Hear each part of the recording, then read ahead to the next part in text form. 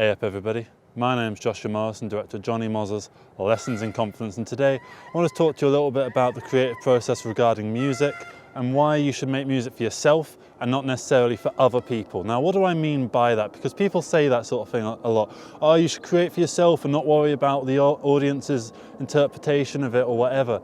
And you know, it can sort of sound like, oh shut the hell up, yeah, make stuff for yourself, no duh, obviously.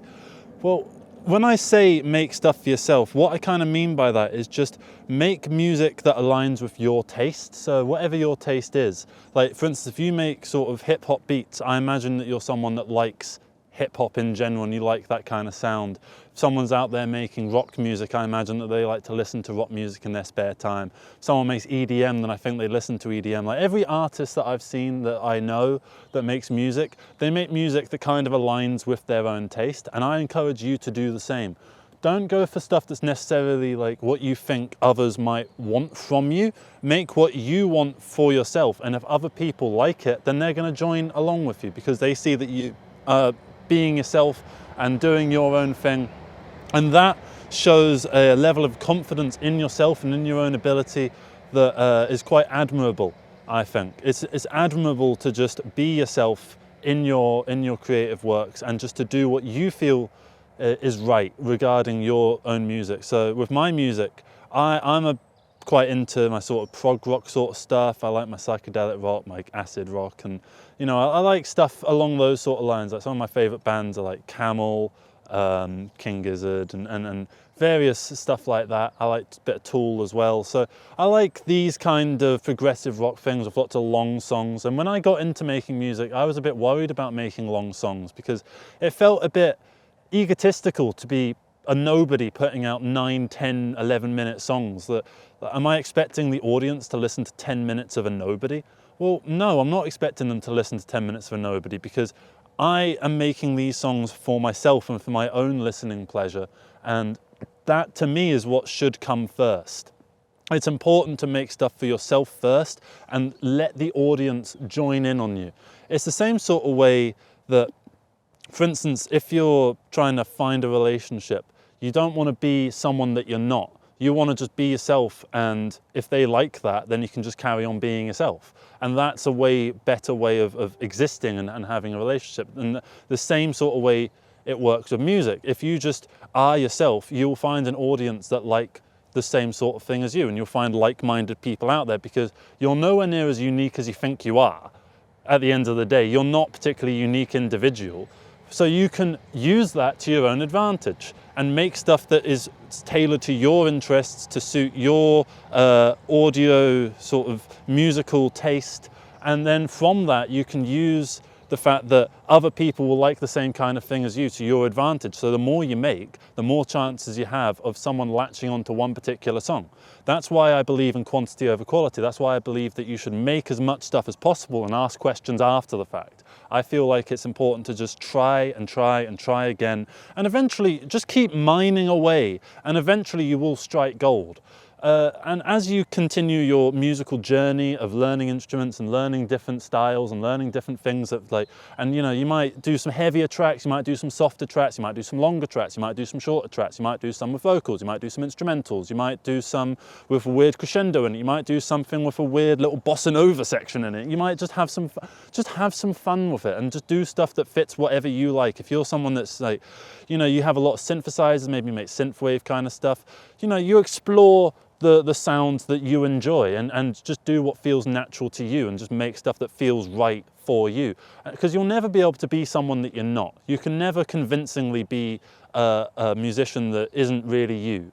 And you can kind of tell that with various artists that you can see maybe they got big in the 80s or the 90s and they're still trying to make that sort of thing now. But you can kind of tell their heart's not quite in it and they really like something else because they're spending a lot of time with their other projects and not so much with their main band and that kind of thing. You can kind of tell if their heart is really in it. And if your heart is in it, then people are going to latch on and you'll be timeless no matter what, compared to if you don't have your heart in it and you're just chasing an individual trend or an individual idea. People will cotton onto that because people are quite smart. Your audience is way smarter than you possibly could give them credit for. Even if you do think they're smart, they're smarter even than that. is my overall point. And so you can just use that to your own advantage by just being yourself, being the true version of you. And don't be afraid to put the true version of yourself out there, because the true version of you is quite nice. They're quite a decent person at the end of the day. And so all you need to do is just keep making as many things as you can, and you'll eventually find something that works. And once you carve out a sound for yourself that feels you, that feels natural to make, and what you'll find is you'll try and do, like, say you try and make a song in a certain style, right? You'll never emulate that style properly. Like, say you want to make a Pink Floyd style track, okay? And you sit down, you're like, okay, so how does Pink Floyd do it? Like the boom, boom, boom, boom, boom, boom, boom, boom, boom, boom, boom, boom, boom. And they do that, and then they might have some like bluesy guitar solos over it, and they might have their large synthesizers and organs and stuff like that going through it. So you use the same elements and the same ingredients that they use for their music, but you'll use them in different ways, and you'll end up creating a different product, even though you're using the same tools and the same ideas. Because you aren't Pink Floyd, you aren't David Gilmour, you aren't Roger Waters, you aren't Nick Mason, you aren't Richard Wright, you're just you. And so if you try and make that, if you're trying to force yourself to put yourself in that little Pink Floyd box, that's not going to work. But if you just take some of their ideas as inspiration to make your own song and allow it to just be what it's going to be, then it will be a lot more interesting. It's like the same way I like to experiment with modes in music. So like, say recently I've been doing F sharp Phrygian. That doesn't necessarily mean that you stay 100% within that, because you can dip out of F sharp Phrygian, keep in the same scale, but losing the Phrygian feel, and that is still just as valid. You know, when you see, like, if you are someone that looks at like music tutorials and stuff, you'll see that, like, well, we don't want to lose this tonality. You can lose that tonality if you want and get a different tonality, because it'll end up being your thing, your product, your idea and your sound, and it'll be unique to you. And that's just going to come from your natural experimentation. What you feel, what draws you, is going to take you down an interesting rabbit hole. And I think that that's part of the beauty of music, is that everyone can have a crack at it, everyone can do their own thing, and everyone has a voice and everyone has something to say. And why not say it? Because you've clearly got something you want to get out there. So why not just stop worrying about it and just start doing it?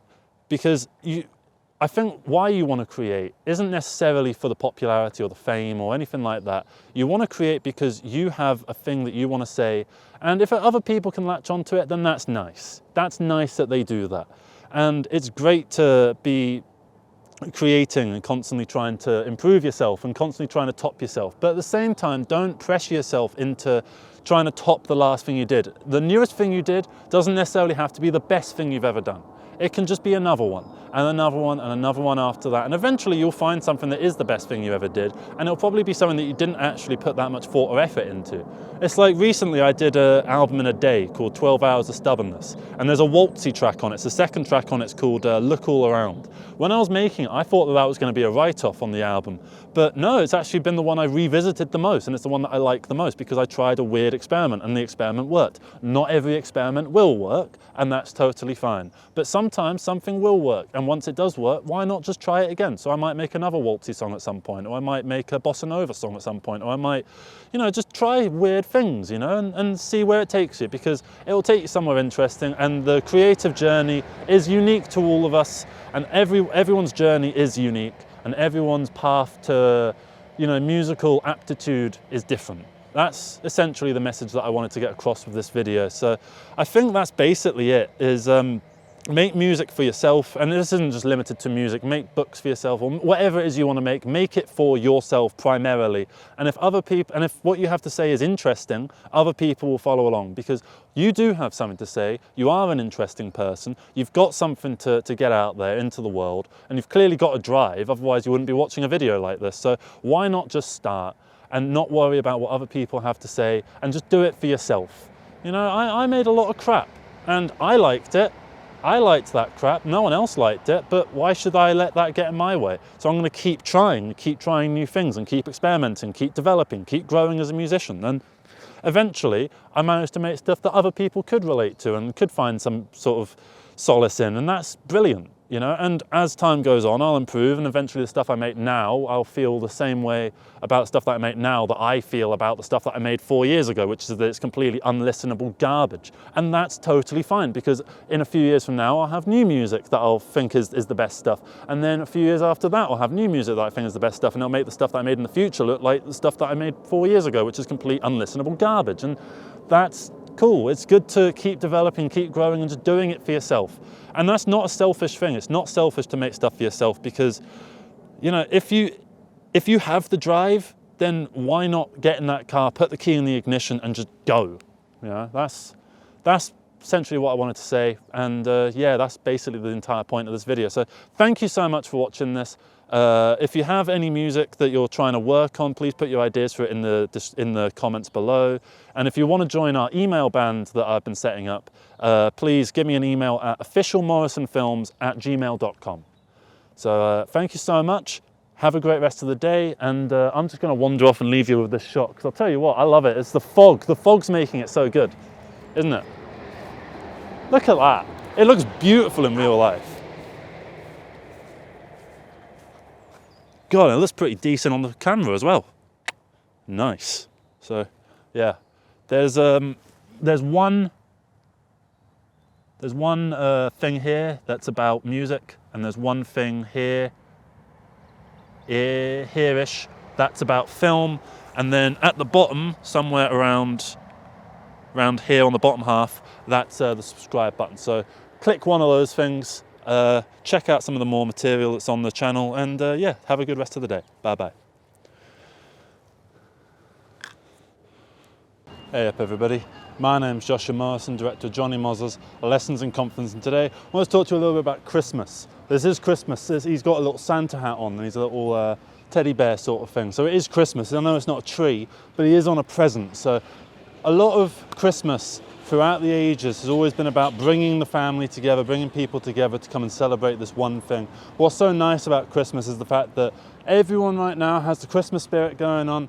You know, he's got the Christmas spirit going on, she's got the Christmas spirit going on. We've all got this sort of sense of community that kind of comes together in a holistic sense for the sake of a singular holiday, a single day, at being the 25th of December. And you know, there's various reasons for it. There's the religious sort of side to it, you know, Jesus' birthday kind of thing. And then there's the, you know, the people that are religious that kind of come together and pray and whatever on that day, and it's like a community thing at the church. There's all that sort of stuff. And then there's the general, you know, materialist, capitalist side of it regarding, you know, getting the presents. You get your presents for your son, he wants a Scalextrics. You get a present for a daughter, she wants a Barbie playhouse, whatever. You get your presents for your mum and your dad and your friends and all this sort of shit, right? So you get all these various things, and then you've got the general, you know, the few little rituals that you do at Christmas. Everyone's got those little sets of rituals, right?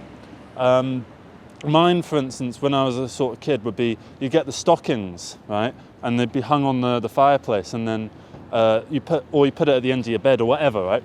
And you take it into your mum and dad's room, and you just lie in bed with them, and you'd all just open your presents together, right? And it would be little things. It would be like little bits, stuff that you can get for like maybe £3, £4, £5. Get a few of those, and then go down and you'd open your main presents under the tree.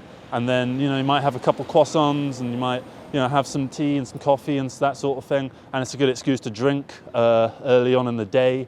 You know, there's all these various sort of aspects to it. And then, you know, you all kind of go off and do your own thing around, you know, lunchtime, unless you're one of those families that has a Christmas lunch rather than a Christmas dinner. I wasn't. I was the sort of family that had a Christmas dinner. So it's nice to sit down and have the Christmas dinner. But then you don't even really think about, you know, cooking a Christmas dinner is a pain in the ass, right? I've cooked one, right? Jesus Christ, massive respect to everyone that does the, you know, the person that is lumbered with the Christmas dinner every single year, right? So I'm going to try and do the Christmas dinner this year. Now that's a promise that I've just made. Now I've got to do it. So yeah, you've got that, and then sitting down for the Christmas dinner is a really nice thing. They bring out Christmas crackers, which, frankly, why aren't Christmas crackers just a thing all throughout the year? Because there's a nice little socialising thing. Just a little like, oh yeah, do you want to go? Do you want to go? Sort of like that. Why not have that throughout the year? But we save it. Oh, shut up. He's ruining my video. But the reason that people do this is it's real Christmas spirit, this, isn't it? But I found part of what makes it so magical is that you only do it once a year, and you only do it every now and then. And you know, Christmas as a period everyone is, people get time off work, school closes, and everyone's kind of off around the same time. And then there's that period sort of from the 26th to like maybe the 30th, that 4-day stretch there where basically nothing happens. That's always a really nice little time because you can sit back, relax, take it all in, reassess the year, see what happens, see what you want to do in the future, and that's when you start thinking about the time to come. And then New Year's just comes around the corner afterwards, and those two are a nice 1-2 punch. So it's really nice to have that. It's really nice, the whole Christmas sort of time, and it's quite easy to be a bit of a, Grinch about it. Like, I certainly had a phase where I was looking at all the red and green lights and this fucking thing and just being like, oh my God, Jesus Christ, can we let it go? But I think part of what makes Christmas so magical is, I think when you're a kid, there is this larger than life wonder that you have around the world in general. And so Christmas is quite overwhelming. I imagine when you were a kid, if you celebrated Christmas, you struggled to sleep on Christmas Eve. When I was a kid, I used to put on Lord of the Rings, and my goal was to watch all 3 Lords of the Rings. Never did. Never managed to get past the first one, but I'd get like maybe 3 hours into the first one, which isn't even at the end, and then I'd probably fall asleep at some point during that. But it's so difficult to sleep when you are a kid and you know that you got presents in the morning and you're really excited, because Christmas is just a time that has been sort of pushed down your throat in a semi-nice way. You go to school and you do your little Christmas cards, and like the Christmas tree comes up at school, and then the Christmas tree comes up at home, and your teachers might wear Santa hats every once in a while, and then you sit down on Christmas Day and you watch whatever the Christmas special is. I don't know, the Doctor Who Christmas special or the new Wallace and Gromit or whatever. And I presume in America you've got your own cultural touchstones regarding Christmas that come around each year that make you feel the Christmas spirit and Christmas cheer and all that. And even if you're quite a cynical person and you've lost the Christmas magic, like I have, actually, I don't really have much of a Christmassy spirit. I mean, I look at this and I don't feel much. I do feel happy for other people who look at this. Like, just before I came on, there were some people that were coming up and being like this with their phones, all taking selfies and stuff. All like that, right? And, I could have quite easily looked at them and just gone, oh my God, you just want to put this on your bloody Instagram and get some likes for your bloody Christmas, blah, blah, blah. But then in a way, isn't that what I'm doing? Making a Christmas video around Christmas time. If I didn't want to be a hypocrite, I would have put this video out in June, but I didn't, because I think Christmas is a good time for everyone to come together and collectivise a little bit and feel the community come together. It's nice to go into a little pub on like December the 18th and get a mulled wine and sit and talk to some fat guy in a Santa hat about his little experiences when he was a kid. And how when he was a kid he used to get like really crap Christmas presents compared to the kids nowadays, or whatever. You get all sorts of fun little interactions with people. You get so many fun little conversations with various members of your community, and that's where it's just so nice. It's so nice that we can all come together in this way. And if you're like me in the past, where you kind of shut out this idea of Christmas and you just sit there, like Christmas Day came a few years ago, right? And I barely noticed. Apart from the fact that I had Christmas dinner, I really didn't give a shit. I was just there like, oh, for God's sake, I've got to get Christmas presents for people. And that's what I've been thinking this year. It's like, oh, I've got to get people Christmas presents. And I started thinking, hang on, here's an idea. Why don't I just get the next 4 years worth of Christmas presents for everyone? But I think maybe part of what makes it so fun is it's a time to, think of others and let us all come together a little bit. And when I say think of others, I mean, as a community, we can all come together as a whole and celebrate this one day. And we can celebrate it in different ways and for different reasons. Some people will be on the Jesus sort of side, or they're doing it for this. But then Christmas is originally a pagan holiday. Yule is the 21st of December. And my family like to get a Yule log for that and sort of celebrate that. And that's always quite nice. Yule logs are really, really fucking nice, by the way. And you get maybe one present on Yule and then one present on Christmas. But like small, like a tiny little thing, like, I don't know, some book from a charity shop, or just like, I don't know, like a new skillet from Sainsbury's or something like that, just basic stuff. And then Christmas is for more the personalised thing. But I struggle with presents, actually. I struggle with getting people presents because I'm not good at like the whole personalising, thinking what they would like. Because I remember when I was a kid, my mum was dyeing her hair blonde around that time, and I bought her black hair dye for Christmas. And she opened the box and she went, oh, Josh, I appreciate it, but I'm dyeing my hair blonde This kind of goes antithetical to what I'm trying to do. I don't think she said antithetical, but because I was also about 9. Yeah, so it's hard to actually do that, and it takes a bit of your mental capacity. And I imagine if you're maybe a bit of a social introvert or whatever, and you're not massively great with people, it's a struggle for you around this time, because you're really struggling to find the thing that feels magical for the people that you care about. You want to get them something really good, but you're going around all the shops. You go into every single shop on the Broadway, and you go to the shop on the next Broadway, and you're looking around constantly on the lookout for stuff, and you just can't find anything. Nothing feels right. Everything feels like they would open it up and go, oh, thanks very much, yeah.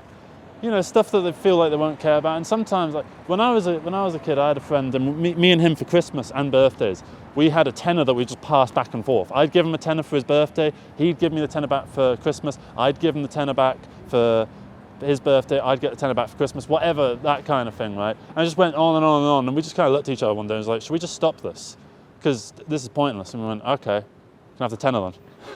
And yeah, I just went, all right.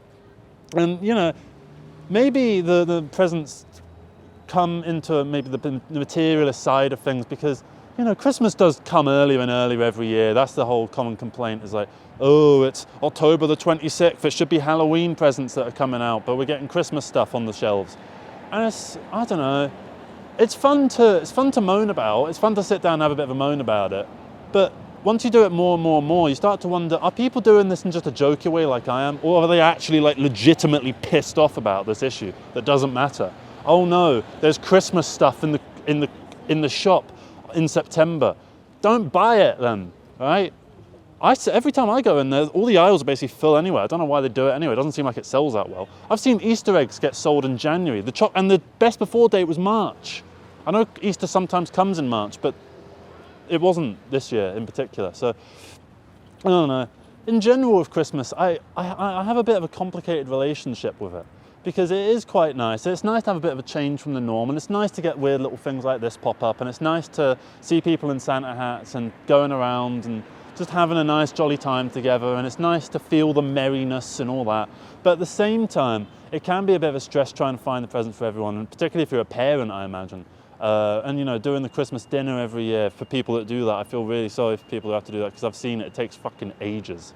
Like, you basically have to spend all day, and then the night before you're often like preparing things to do for the next day. So you like, maybe you slice all the carrots and dice them for that, and then you sort out these little things that can just, that way you can just whack it all in the pan or in the crock pot or whatever, you know. And I don't know, I remember when I was a kid, because you know, you still believe in Santa Claus around that time. I remember I went into the kitchen, and my mum and dad were there, and they looked at me almost like deer in the headlights, like, and they were quite frantically wrapping presents, and they looked stressed, and it sort of made me feel like, hang on, this is what Christmas sort of does. Like, some people provide the Christmas and others get the Christmas, is what it sometimes feels like. And that's my main issue with Christmas, really, is that it's not an equal celebration. Some people have to put in more work than others, and some people just get to reap the rewards, and that's not particularly fair, I feel like. I feel like we should be focusing more on just getting the cultural touchstones of Christmas back. I mean, like the Doctor Who Christmas specials and Wallace and Gromit, and I'm trying to think of some more. You know, you get your Christmas songs, and you get all I want for Christmas is you, and then you get people going, oh, the fucking Christmas songs, and you get other people going, oh, I can't be bothered with Christmas this time of year, can we not just move it, have it at a different time, or just like shift it every year? Or you just get people who just don't want to bother with it, full stop, and they just adamantly refuse to engage in Christmas. And it's kind of fun that we all have our own little, you know, reactions to this holiday. And it's nice that it kind of comes around every year, and it's a consistency. There's a consistency to Christmas that's really nice. And yeah, I feel like if we're going to keep doing Christmas, because I feel like at some point there's got to be the last Christmas ever where we as a collective species sort of agree, like, right, we're bored of Christmas now. It's the same way that, like, I don't know, TV, like terrestrial TV's kind of gone down, like Freeviews stopped being a big thing. It's kind of like that. And as we go forwards, I feel like what we should do is just keep enjoying the little things and not stressing the big stuff. Just try and remember what is simple and nice about this holiday, which is the fact that we can all come together and just say, oh, Merry Christmas, you know, you're at the office, and then, you know, you go off your Christmas holidays, and you're all like, Merry Christmas, and you get your little Christmas office party, which you kind of hate, but you go anyway. And, you know, there's a bit of like non-alcoholic mulled wine. You kind of sip it, and it's like, oh, this isn't good as the real stuff. And you're having your little chats like, hey, what are you gonna do for Christmas? Oh, I'm gonna go stay with the family up north. What are you? Oh, I was planning a holiday to Florida. What? Well, yeah, I just felt like, you know, I do Christmas and it's cold every year. I thought I'd go to somewhere hot and maybe have some tapas for Christmas. And kind of go, oh, right, fair enough. You know, you don't really care what they're doing, but it's nice to ask, because it's nice to respond when they ask you, I suppose. And it's nice that we can all have that little collective experience together, and then get back in the office afterwards and sort of go, oh, how's your Christmas? Good. How's your Christmas? Good. What did you get? Oh, I got a Play-Doh set for my son. What did you actually get for yourself? Oh, I got a painting that I quite like. I think my son found it in a charity shop, but it's quite nice. It's like Art Deco-y kind of look that I quite like. Art Deco is more relating to architecture, but you get the general point, right? Is that it's nice that we can all come together, and I feel like if we're going to keep doing Christmas, we should scale down the materialism, scale down the things that stress the people out that have to like provide all this stuff. The people have to cook the Christmas dinners. Let's make the Christmas dinner smaller. Let's make the presents less big. Let's make it so that we don't expect quite so much, and instead focus on just coming together and enjoying one another's company as a family or a group or a collective, and a general society at large, you know. So yeah, I think that's going to be the video. Thank you so much for watching this one. I hope you have a good Christmas. Hope you have a good rest of the year as well. And yeah, thank you so much for watching. Let me know what you get. Yeah, and let me know what you gave someone. If you gave someone a really cool present, you know, you're quite proud of. But you can't obviously just go up to them and be like, oh, I'm so proud I got this person. But here, we don't know that person. We don't really know you. So you can be free to boast. So yeah. Thank you very much for watching, everybody. Have a good rest of the day. Bye-bye. I'm going to take a selfie with the dog.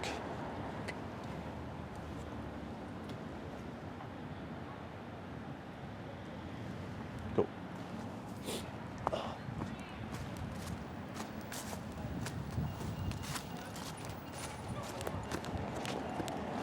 Hey up, everybody. My name's Jonny Mozza, director of Jonny Mozza's Lessons in Confidence, and apparently these videos that I do are some kind of trend. So I've apparently trend hopped onto this thing completely by accident. Like, I didn't mean to do a trendy thing, and to be honest, it seems like a very weird trend.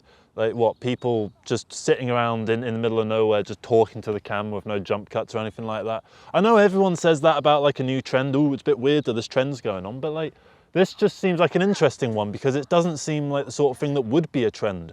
I really don't understand how these videos have formed an audience and how people seem to be reciprocating what I'm saying quite so much. They seem to really take something out of what I'm saying. And like, I'm not a wise person, I'm a fucking idiot. So I don't really totally understand why people are engaging with it the way that they do. But I'm really thankful that they do. And the fact that people has led me to do more. And, you know, from doing so many different videos, I've had to like think about new topics, think about new things, and think of ways of expanding on previous points. And it's helped me sort of work out my own thought process for myself, work out my own worldview, and make sense of the world in general, because it's quite hard to do that. I'm going to use the fog as a metaphor, because it might feel like there's a load of fog over you around now, but then as time goes on, you figure out more of what the world is, you clear that fog. Obviously, I can't clear the fog in real life, but I can clear the fog in my mind, right? So, yeah, these videos are some kind of trend. There's a few of them. There's a few channels that do this kind of thing. I've done a video talking about a couple of them, like just shouting out small channels, because I thought that would be a nice little thing to do, I guess. And, you know, it's the sort of thing that's just kind of odd, because it made me think, hang on, if this is a trend, that means that at some point the trend will be not trendy anymore and the next thing will be the trend. And I never wanted to be trendy in the first place. So should I just keep doing it and then let myself become irrelevant? Or at some point, will the trend move and I need to move with the trend? I don't quite know, but like, something needs to come of it, because, you know, I want to keep doing these videos. I really enjoy doing these videos. I'm not going to stop doing these kind of videos, even if like some new trend comes around. I might give that trend a go. I don't know what the trend would be. I think the last trend was like the skits on YouTube. You know, like you'd have, say, like maybe it'd be me, and then it'd be me with a wig on, so like me as a woman, right? And like it'd be like, oh, hey baby, do you want to go and get some food? And then the woman me would be like, oh, I can't pick a place to eat. And it'd be like, haha, typical women, they don't know where they want to eat. Unlike us men who always know where we want to eat. Please like and subscribe. Like that was like the last trend. I've kind of taken the piss out of it a little bit. And then this is the current trend, just people yabbering on about things that they're really not equipped to discuss, like what I'm doing. And then whatever the next trend will be kind of interesting. I mean, like, I've been quite worried about people's attention spans as of late, and doing these videos and seeing the engagement and the audience retention that these videos get, which is actually quite high, really made me feel a lot more comforted, because TikTok and like YouTube Shorts and all that feels like it's really wrecking people's minds, and it feels like it's getting in the way and intruding on what the collective experience of entertainment is all about. And it's becoming this thing of just like, oh, haha, have you seen this video? Ding, ding, ding, ding, ding, ding, ding. I'm doing like sound effects in the video, and then there'll be like Subway Surfers on the bottom and all that sort of stuff, and that's a little bit irritating, you know. And that's becoming more and more prevalent, and you know, that's just now. Think about what's going to be the case in 20 years for that kind of material. The same way that CGI looked a bit weird in 1992, but it looks fine in 2012. And you know, but then what ended up happening is we got too comfortable with it, because we got too reliant on it. And now CGI doesn't look as good now as it did 10 years ago. And that's not because the technology hasn't improved. It's because we as a community industry have gotten complacent with using CGI rather than what it was before, where it was like, well, this technology isn't that good, so we need to use it sparingly. But now it's like, oh, the technology's fine, so we can use it as much as we want. And that's cool that we have the technology, and at some point we'll get the quality back, because the technology will improve so much that we can just be reliant on it in that way. But you know, I feel like trends are interesting, because like at the moment the trend is this talking sort of thing, but then and I know the audience for this is probably people that like maybe feel like they think deeper than other people. I'm not saying that to insult you, because you probably already know that you do that. I'm just sort of saying it as like, that's what the core audience is, rather than like I don't imagine there's many people that are into like, you know, like the Andrew Tate sort of stuff, or like, you know, that screamy sort of like reactionary sort of stuff. I don't think people that watch my videos necessarily come from that kind of thing, which I'm kind of glad about. But they're so inherently different, because that's very loud and energetic, and what I do is a lot more sort of almost sedated. You know, I think people watch these sort of videos to maybe make themselves feel a bit more relaxed or comforted, and I really hope people aren't doing it trying to like, you know, because they haven't got any friends or whatever, because like if you're doing that, like I can't be your friend really. Like you already know like about parasocial relationships, because you use the internet, and that's been a buzzword over the past couple of years, and it's a buzzword that is really important, and I think it's actually a really good buzzword that's taken off, because I think it's made people a lot more aware about how predatory the practice of a YouTuber or creator almost manipulating their audience into doing certain things can be. Like, you know, we've got so many different examples of that. Like, I'm just trying to think of a good one. I think in terms of changing the entire modicum of culture has been a goal almost of some YouTubers, and I think they have succeeded in that. Like, I think Andrew Tate's a good example, because I fucking hate him, but he's everywhere and I can't escape him. And when I go on my phone, he appears on my phone, and that all happened over a few months. And like the followers and the fans were spreading his bloody idiotic message all over the place, and you couldn't move for it. And that, as a result, got the people that didn't really mind to latch on. And now, as a result, not just of him, but of like the whole kind of reactionary alt-right kind of thing that kind of came before that, you know, we've started to see a regression in like cultural, social issues because of these YouTubers. And obviously their wishes are then like reflected in the audience, because the audience attaches to them, and like these people get really successful. So the fact that they're so successful means that their message is resonating with people, and the fact that their message is resonating with so many people means that politicians then use these audiences for like voter bait, essentially, to then go and push their own idiotic disgusting practices forward, like banning abortion and all that sort of stuff. So yeah, I shouldn't really, you know, normally these videos try and be more neutral and don't like just randomly discuss like dark shit like that.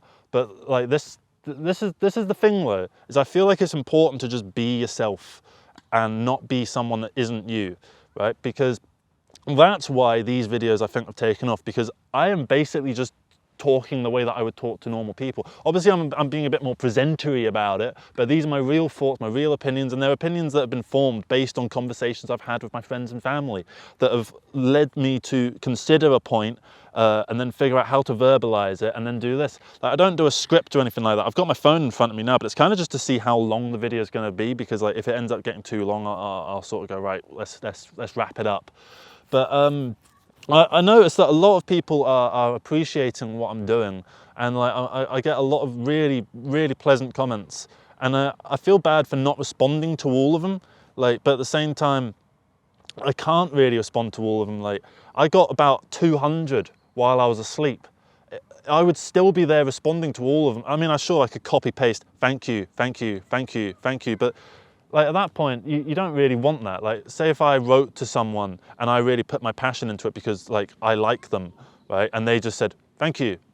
I wouldn't like that. I've done it a couple times and it's felt a little bit grim, you know? So yeah, but then on terms of the trend thing, I don't want this to be a trend that I just follow, ride or die.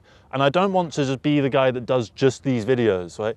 If this stops working, if people stop like caring about this stuff, I'm going to experiment with new forms and ideas. And the same way that like Joel Haver, he didn't just do the animation thing, right? I don't want to just do this. I'm meant to be making a film, right? Jonny Mozza's Lessons in Confidence. That's not this. This series isn't called Jonny Mozza's Lessons in Confidence. The film is called Jonny Mozza's Lessons in Confidence, and it's about a wannabe rock star who pretends like he's playing at Glastonbury when actually he's just playing at random open mics, right? In like Chesterfield or some bloody place that no one's ever heard of.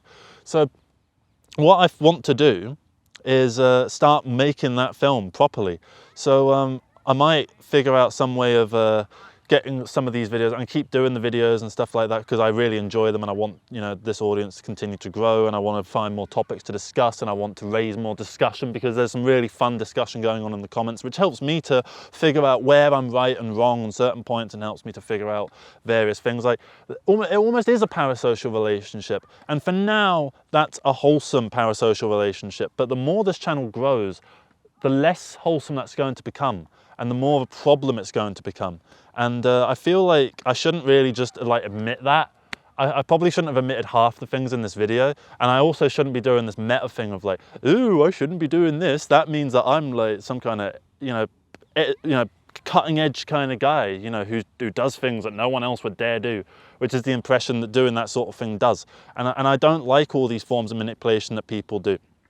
It's the same way that people will go like, oh, 93% of you aren't subscribed, so please can you hit the YouTube subscribe button and hit the bell notifications. It's like, it's just that, but it's more subconscious and almost insidious as a result of that. But sometimes I find myself just doing it by accident. So I don't know. I feel like as I've gotten to the point now, because this channel is nearly at 10,000 subscribers, so I'm starting to understand why various YouTubers do what they do. And I've kind of realized that they're real people. Like, you look at them and like, you know, you obviously know that they're a real person, but you don't recognize like what they do when they turn the camera off. Like, obviously I don't know what Captain Sparkles does when he turns the camera off. Like, maybe he goes and makes himself a peanut butter and jam sandwich, or maybe he goes down to the bar and gets pissed. I don't know. That wasn't like an accusation, by the way. Also, sorry if I like said something mean about him there, because I don't actually know fucking anything about him. He was just the first YouTuber that came to mind, because I used to really like him when I was like 12. Because when he did the Minecraft videos, like, now I think he does like more reaction stuff. But anyway, yeah, I just kind of wanted to make this video because like it's very difficult to figure out why I'm doing this, because like at the moment, it's very easy to turn it into autopilot and just like pump videos after videos out. And it's very important, like if you're working on content stuff at the moment, films and things like that, you might have written a list of various videos you need to make and side bits of content. Don't do that. Just make each thing as it goes, because you can't do things that way. You can't factorize it because the audience can tell. And I think I notice like when they respond to a certain video that I've done as if like, yeah, you're just shitting one out here, to, like, pack it in and give us something that we actually want. That's why like it's important to just like, sometimes I go out and film like 6 of these videos and it feels like a factory churning stuff out. Sometimes I go and I film 1 or 2 and those 1 or 2 are really down from the heart, but they don't necessarily do super well on the algorithm. Sometimes one that is just like a load of crap that I've churned out does do really well on the algorithm, and people can't tell the difference between what I consider a good video and what I consider a bad video, because, you know, the death of the artist is real. What I think of these things matters not, right? What you think about these things does. What your friends think about them do. Do they think, oh, he's that guy that likes those bloody Jonny Mozza videos, or that bloody tool twat that talks into a microphone about nothing? You know, or maybe there's someone else who really likes it and sees like some kind of philosophy in it. Like, I've gotten into Dream Theater lately. I, for the longest time, saw nothing in Dream Theater. I didn't understand why anyone would like it. But now it's clicked for me and I get why people like it. Maybe it's the same with these videos. Maybe people have clicked with it somewhat in some capacity and I don't necessarily understand why or how. And maybe the act of trying to harness that in and of itself is some form of selling out and manipulation. I don't know. But then talking about it all doesn't necessarily immediately rectify that and make it all wholesome again either. Like, it's ever since it got monetized, this channel got monetized, now there's money behind it, right? Now I'm just another one of those fucking like people out there that does things for money. I noticed actually, I did a video about advertising, and what was weird is I started talking about Prime, Amazon Prime, and how it's like a really good product or whatever, and yeah, it's all right. But then I realized, hang on, I've got an Amazon affiliate link in the bottom of this. Isn't that the most sellout thing ever? Like, that's fucking foul, right? And like, if I saw that from another YouTuber, I'd be like, oh, fuck's sake. So I am now my own worst enemy in a way, but like, I need the Amazon affiliate link there, because if I make a sale on that, that's like a tidy £2.50. So say if you times that by 100, like, that's pretty good. Say if it's even £2.50 per day, if I manage to increase the channel to that kind of capacity, that's my bus fare to and from work sorted, you know? Like, I don't think about things in like a big, like, lofty sense. I'm not materialistic, but I do just want to make a nice like amount for, just to have like even like a, you know, 3-bedroom flat for me and my girlfriend. That'd be nice. That's all I want really. That and like I don't know, a Toyota Prius Max. I don't want some like fancy car. I never understood the point of wanting a Lamborghini or anything like that. And I know like I'm getting above my station here, like saying, oh, you know, but I don't know. It's something that I've had to kind of grapple with, the idea of like, what if I become my own worst enemy? What if like all the other YouTubers that started off so sweet and innocent and then became dickheads, what if that same fate comes to me? Because all of those people weren't stupid. They were intelligent people, and they still are intelligent people. They know what they're doing, which means that their acts of selling out means that they are bad people inherently. What if I do the same thing? And then people in the comments will go, oh, you would never do that. But then, fuck, you'd all have egg on your face if I sold out, wouldn't you? Like, I don't quite know. But I do find it interesting to discuss these things, because I want to keep an open relationship between me and you, the audience. As in, I want you to understand what this operation is, kind of how it works, and that way you can judge for yourself whether an act that I do is selling out or not. And if I do start selling out, I want to be called out on it, please, because like, you know, I haven't been offered any sponsorships yet, but I'm not against the idea of taking sponsorships. Like, imagine at the end of this video was sponsored by grass. Don't you all want, and I have to do it in like, don't you all like to eat grass? This bit of grass has some purple on the end. I think a vegetable was growing out of this. It could have been an onion. Someone was eating an onion and sat on this thing, and then they threw it away, littering. So get your grass now, 50% off at the garden centre, right? Imagine every video had to end like that. Wouldn't you, like, you skip them anyway. And there's this add-on that I've got on Chrome. I can't remember what it's called, but basically it makes it so that the community of YouTube viewers can like select when a sponsorship is, and it will just automatically skip it when it gets to that point. It can be a little bit jarring actually. I think it should come up with like a skip this sponsorship button, the same way that you've got to skip this ad button, which at the same time, I don't actually understand why they've got a skip ad button. I've noticed what they've done recently is instead of having like the 5, 4, 3, 2, 1 countdown, now they have like a yellow bar that leads you to the countdown. I think they're doing that so that they can make the countdown bigger. So now it doesn't show 5 seconds. Now it could be like 12 seconds or 8 seconds for skipping the ad, and that will only increase with time as they slowly nickel and dime you, you know. So I don't know, this video is a bit all over the place, and I do apologize for that. And I know it's sort of, maybe it's a little bit like, I don't know, just someone that's talking about issues that don't really exist, that aren't relatable to you. But you know, like if you're a video guy or a creative, this same thing could happen to you. You might do something that just blows up on the algorithm, and then find yourself like trying to keep that momentum going and grappling with how you're going to make that happen. And I know there's a few subscribers of mine that have like 20, 30, 40,000 subscribers. I'd like to hear from all of you about how you managed to grapple with this and managed to stay humble, while so many people would say like you're an inspiration. Like that's another, like I get so many comments about that. And it's hard for me to try and like wrestle with that and try and figure out how to be a humble person still, because that's what they want. And the fact that I'm getting so many comments saying I'm an inspiration makes me like not big-headed, but it gives me an ego boost. And what if I become dependent on the ego boost? What if like this channel only lasts another 2 months, you know, and then I'm back down to nothing? Would I like crash and burn like mentally because of that? Because I've gotten so accustomed to the praise? I don't know. I really don't know. And they're all, I know it's all a little bit like, I don't know, guy with a Lamborghini complains about the petrol or price or some shit like that. I don't know. You kind of get my point. Like, it's not relatable to you, what I'm discussing here. But I feel like it is an insight into what all your favorite YouTubers kind of think about. And as they get bigger, there'll be more issues to wrestle with. And as I get bigger, if I get to say 1 million subscribers, I'd love to do like a video about this same topic from that perspective, because I feel like there's not enough discussion on the lives. And I'm not saying it for a pity party or anything like that. Don't feel sorry for these guys with like all these subscribers, because they're monetizing you fucks for like every penny you're worth, with the advertising, with the sponsorship deals, with the Patreons, with the, I don't know, the donation box, with their products and merch drops and shit that they do, all this various stuff. Like, it's, you know, they're not innocent or anything like that. They don't deserve your sympathy. But I do think it's interesting to at least understand what's going on so that you can be more intelligent with regards to how you consume media. So yeah, I think that's going to be the video.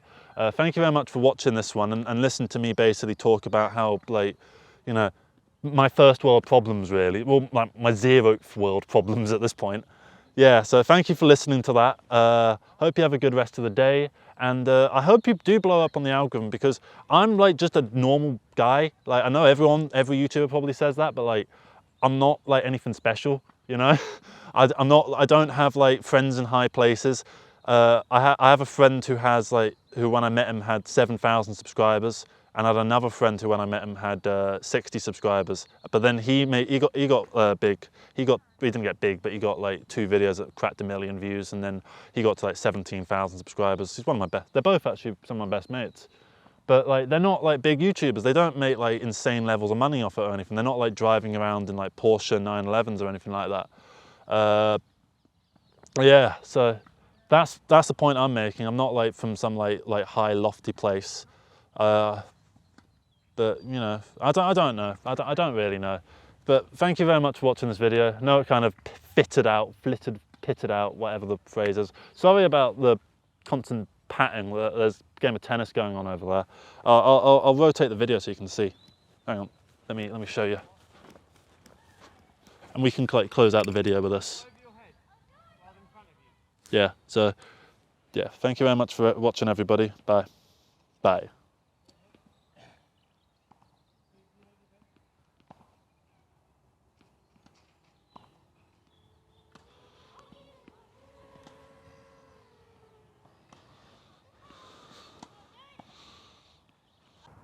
Hey up everybody, my name's Jonny Mozza, director of Jonny Mozza's Lessons in Confidence, and today I want to talk to you a little bit about the idea of maturity and how maturity isn't necessarily a linear straight line. It's not like you start off at 15 and you're like at maturity 0, and you get to 16 and you're like maturity level 1, and then 17 maturity level 2, and so on. It's not like you're just continually getting more mature at a consistent rate.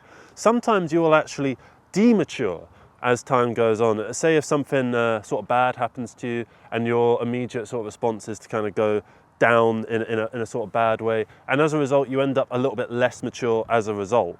And then you might learn from those lessons from those bad times and then get back to good times, and then that's you rematuring. So you kind of and remature as a fairly ebb and flow kind of thing throughout the course of life. You know, there's times when, you know, I was sort of 22 and I sort of felt like internally I was about 50, and there's times when I was like 25 and I felt like I was internally sort of 17 or 18. So there's no right answer to any of these sort of things. There's no right way of doing the game of life. There's no correct answer to all of this.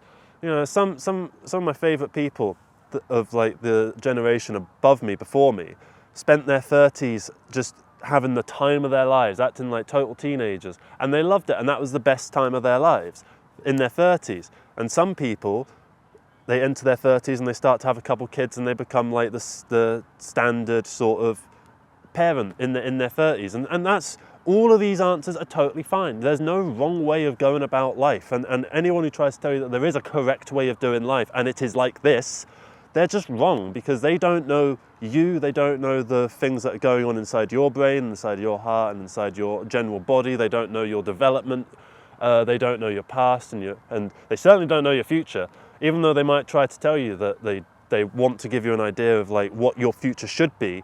It's like, you ever have people that try and like constantly give you advice, and it's just like, can you just shut up?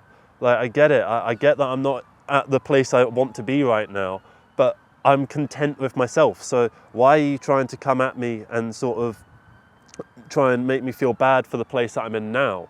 Because maturity isn't a linear thing. Sometimes you will get more mature at a very fast pace, and then sometimes that fast pace will just completely reverse and you'll end up getting less mature, and you'll start hanging out and doing more sort of things that you did when you were a teenager, and you'll start tapping back into your sort of childish sort of version of yourself. And that's all fine, because it's the part of being a holistic human being, essentially. If we were all just continually trying to improve at every single stage and always trying to get better, it's like, say with capitalism, it's like infinite growth is not sustainable. In the terms of a free market economic sort of way. In the same kind of way, from a personal development point of view, infinite maturity is not possible. You cannot just continually grow, because sometimes something bad will happen to you that will make you need to stop and take stock and think about what's going on. And sometimes so many good things will happen. You'll be invited to parties all over the place. So you start going into like interrailing in Europe at the age of 38, and you just start like acting like you're sort of 21 again. All of these kind of things will happen, and that's fine. It's good to do this even. It's good to not constantly pressure yourself to mature at a fast pace, to try and complete the game of life, because it's not a game that needs an ending. It's not a, you know, linear story sort of driven thing. It's less like the Call of Duty campaign and more the Call of Duty multiplayer mode, where you level up and stuff and you get more powerful as time goes on, but there's no real ultimate goal. There's no end credits. So I suppose like death is probably the end credits. I suppose death is probably like after the end credits, and then when you're in the hospice, that's kind of the end credits sort of rolling there. But you wouldn't want to skip those rolling end credits, because it would probably be all the people that have made an impact on your life. So I don't know where that metaphor's going.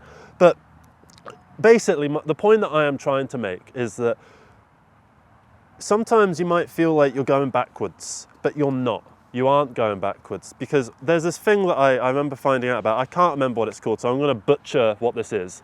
So basically, in terms of development of a skill, it's about development of a skill, like learning an instrument or getting better at a hobby and stuff like that. So you think you're getting better, and you do. You get a little bit better sort of like that, right? And the times where you feel like you're stagnating, it kind of goes like that. But in reality, your skills are actually going a bit more like that. And at a certain point, you will start to feel more confident in yourself again once you have gotten to that point where you are now happy with your level of skill. And then it will start to go a little bit slower again, and then eventually you will become discontented with the level of progress that you've made, and then you will start progressing more, but in a subconscious kind of way, in a way that you don't even recognize yourself until it hits you all in one go, and you'll go, oh, fuck, I'm actually all right. You ever stop and think, fucking hell, I'm an okay human being? That's the goal of this is just to be content with yourself, no matter what your maturity level is. As long as you're nice to other people, and as long as you aren't a selfish, say, narcissistic kind of person, then I don't think it necessarily matters what your maturity level is, as long as it's not getting in the way of yourself and of other people. You know, you don't want to be putting people out. I'm not talking about like a low level of maturity, like constantly borrowing money off people and that kind of thing. I'm talking more from a brain sort of space. Like, you know, sometimes it's nice to go back to your old childhood cartoons and watch them again and feel like you're a little kid. Sometimes it's nice to do that, and sometimes it's nice to play your childhood video games. Sometimes it's nice to look at your old toys and just have a bit of a poof, you know, with the, you know, your old toy cars and stuff like that. Because why should you have to put these things aside because you have hit this certain level of maturity, which means you are better than that, you know? Oh yes, I am an adult now, and adults don't do this, children do this. It's like, no, human beings, that's what we all are, child or adult. Because realistically, I mean, there is the idea of childhood and adulthood is kind of a societal construction, quite a necessary one, obviously, but when it comes to you, yourself, and your place within the world, I feel like you kind of transcend that, especially if you're of the age where you're sort of 17, 18, 19, 20, where you're at that midpoint between what you would be considered, when you be considered a child and when you would be considered an adult. When you first start to be considered an adult, it's quite an overwhelming sort of thing. And so as you kind of go forward through life and you get more and more mature as time goes on, right? As the bell curve slowly goes up and you start to get dissatisfied with yourself and you start to improve, and then you get satisfied with yourself and you start to stagnate, and then you start to improve again, and so on and so forth. And then sometimes you might just completely drop down and start to have a wild time when you're like 40. You know, it doesn't matter because it's your life, you're free to do with it as you will, and who the hell is anyone else to tell you what to do, right? Because it's your life, it's your personality, it's your being, your soul. You know, as long as you're treating it with some level of respect, as long as you respect yourself and you're happy with yourself, then it doesn't matter what level of maturity you are, really. Apologies for that. So, yeah, to wrap this kind of up, I don't think that maturity is a linear thing.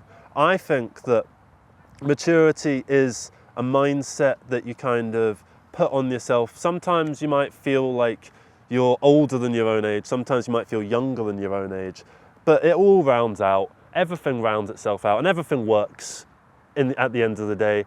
Are you still going from day to day fairly decently? Then if you are, just keep doing what you're doing, because you're obviously doing something right. And if that's not the case, then take a look at what's not working, see what you could do instead, work towards trying to do that. You know, say if you've got, like, I don't know, you're drinking too much, or you're playing too many video games, or like, or some certain things that are interfering with your real life. You know, you can obviously work towards trying to sort those things out and trying to cut back on certain things. But that's not the same as a mental maturity. It's not like, you know, you turn 25 and then you sort of decide, right, I am an adult now, I don't do childish things. Or you turn 40 and it's like, right, I am 40 years old, time to start becoming a geography teacher or something like that. You know, it's totally fine to be yourself no matter what your maturity level is, and that's part of life. Yeah, so thank you very much for watching this one. Love you all, you're all brilliant, and I hope you all take something away from this video, that you can feel yourself no matter what. Yeah, thank you very much for watching, everybody. Have a good rest of the day. Bye. I've still got a cold. I really shouldn't be wearing just this. Like, I should probably have like 3 jackets on. But when you get into the flow of these sort of things, you don't actually feel the cold. Like, I could probably do this just like, you know, just with the t-shirt. Wouldn't even need that, really. Yeah. This is the bit where like the 2 little things on either side, 2 little videos are. So click this one if you want some videos on a certain topic. Click this one if you want some videos on another topic. And click right over my face is now appearing a subscribe button. Bye. That was a fun one.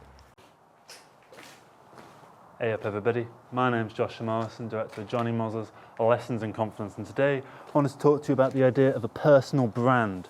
Now, in the creative fields, all of us are trying to get somewhere, and one of the most useful tools to do that at this present moment is social media. So that's your Twitters, your Instagrams, your YouTubes, your TikToks, Facebook, LinkedIn, Mandy, Star Now, Spotlight, all IMDb, all of these various things. These are profiles that you set up and you update as time goes on, as your career progresses. And I feel like as you kind of continue with your career in film, particularly, you start to give off the same kind of aura of wannabe professionalism. Not necessarily professionalism, but you're trying to convey the idea of professionalism for the sake of garnering more work. And it's essentially using your social media as an extended CV, essentially, that you continually update across your life. Now, actors that might be watching this might be able to relate to this, because every actor that I've sort of interacted with, you follow them on Instagram or whatever, and they've got this really professional headshot, and they've got to have stories on all the time, like the Instagram stories, and they do a few of them a day, sort of showing, I'm on this shoot, I'm doing this, and blah, blah, blah, blah, blah, right?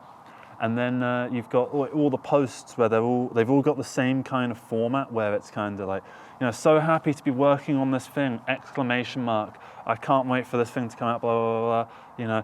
I did this, and then I did this, and I did this, and then they'll also show stuff like, like a holiday that they went on, and they'll show just the most pristine parts of that. And we show off the most pristine parts of our lives in general, because we want to give off this image of professionalism, and like we are these good human beings that are real, that are slick and clean, that are ready to work at any moment, right?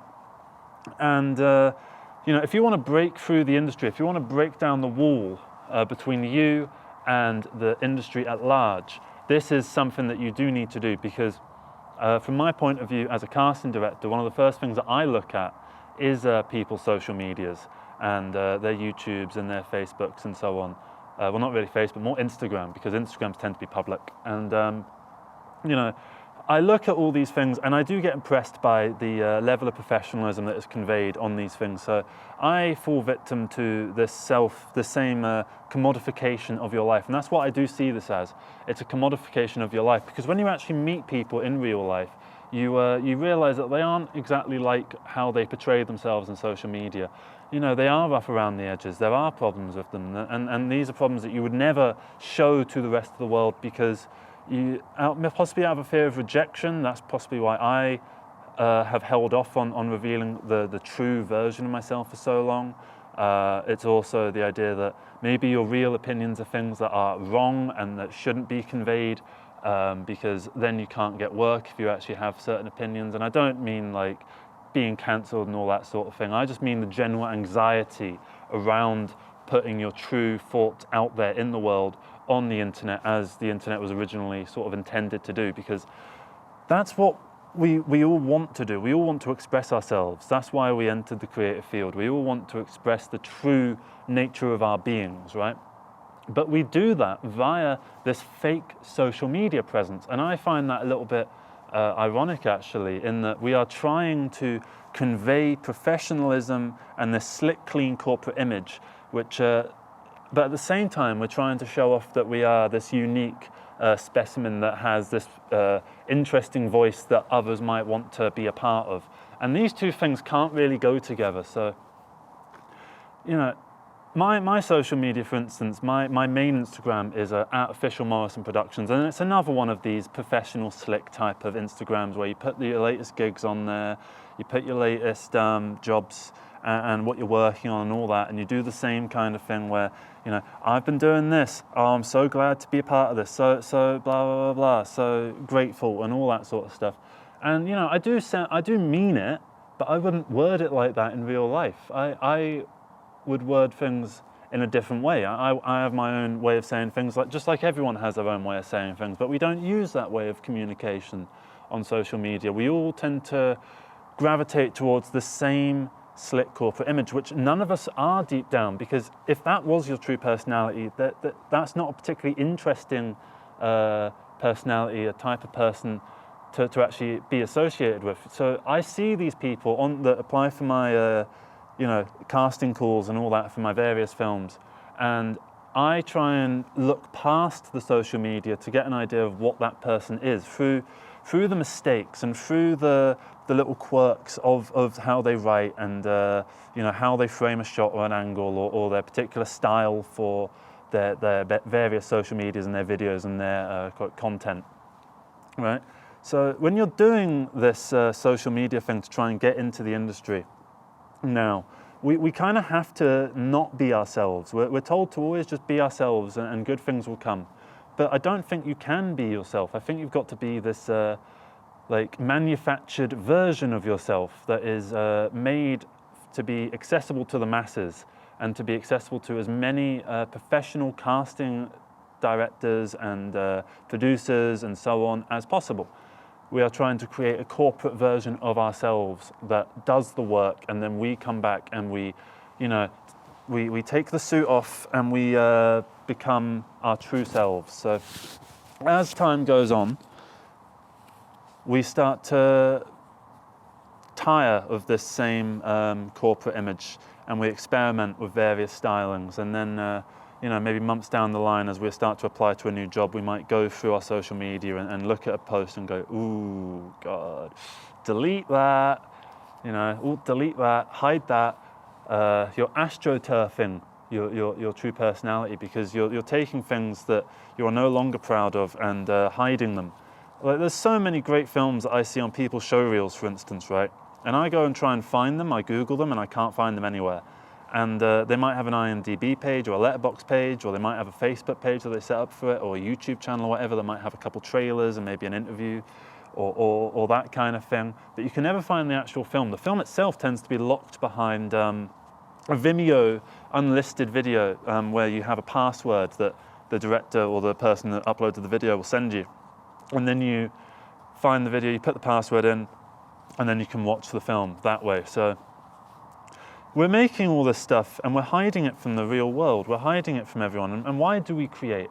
It's so that we can express ourselves, and two, so that we can get people to engage with our art, with our expression.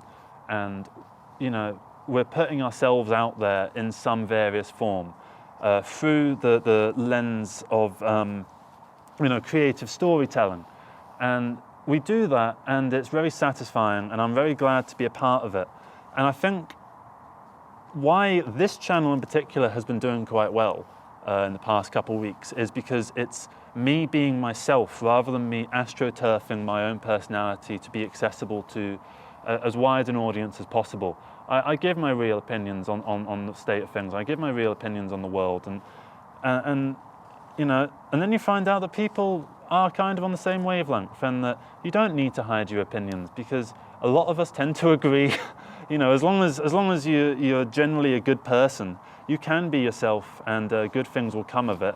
In general, sometimes the world can be unfair and it can beat you down even though you've tried your best, but all we can do is push forwards and just keep creating and pushing at new things and pushing the boundaries and trying new things and breaking new ground. And at the end of it, hopefully we can break down this wall between us, the individual low-level people, and the industry at large.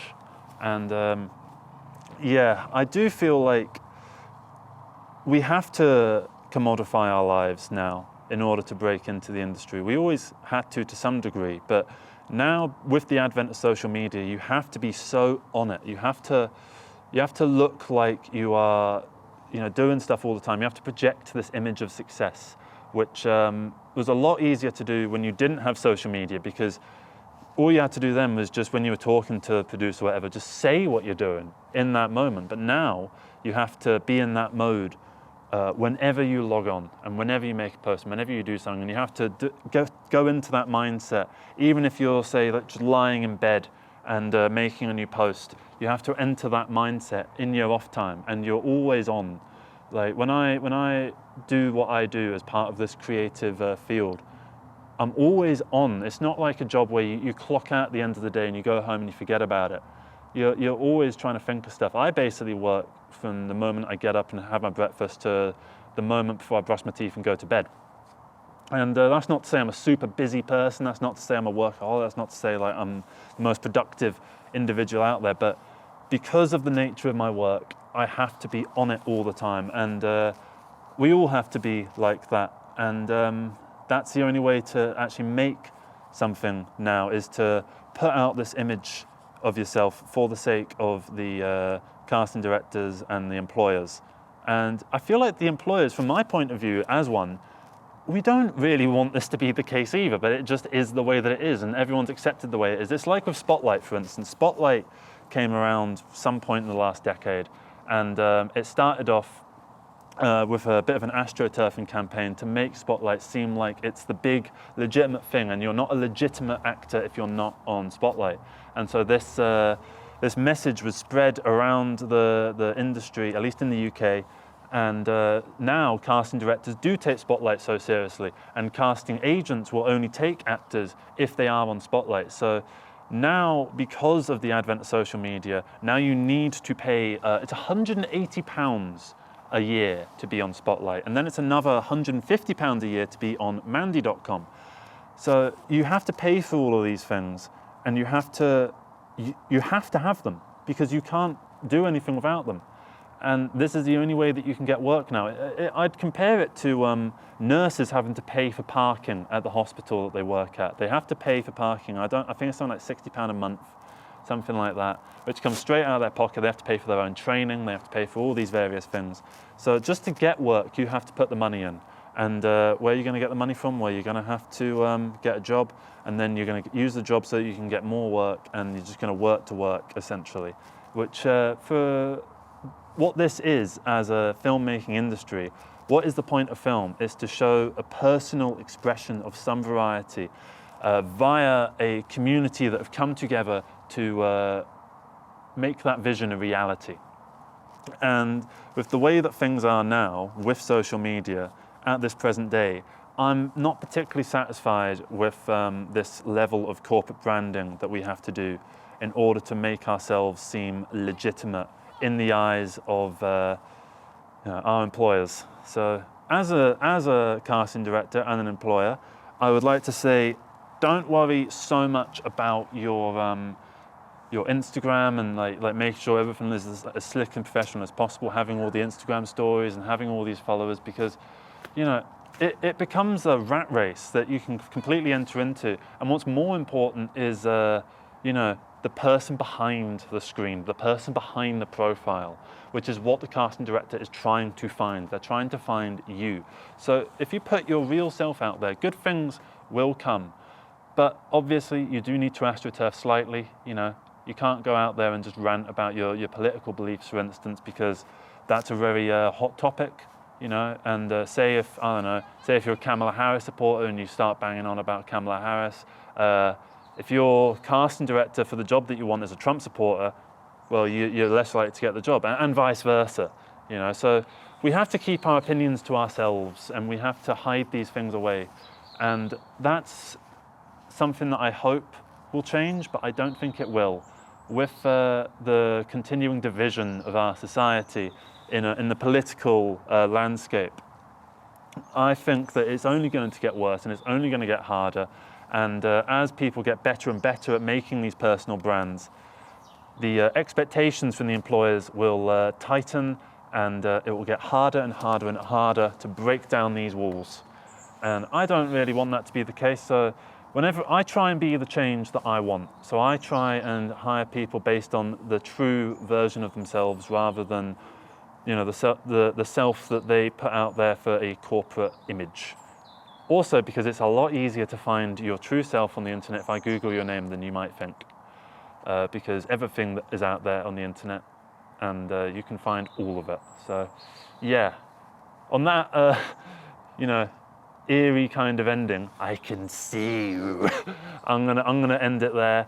I hope you managed to get something out of this, and I hope that going forwards, that you are more willing to put your true self out there rather than completely astroturf things. And hopefully the more that we do this, and the more that this idea of authenticity being the thing that's the most important, rather than the professionalism, as that proliferates, I would like that to change the way that casting directors and production houses and producers and so on will look at you when you put through that resume, CV, showreel, and cover letter. And final note, personalize your cover letter. I can tell when it's copy pasted, and I can also tell when it's copy pasted and you've changed a couple words. It's very easy to tell. I can also tell when you've used ChatGPT. That's not to say I hate when people do that, but at least take the ChatGPT thing that it spat out, put it into a text editor and morph things into your own words. So yeah, that's a little tip just to end on.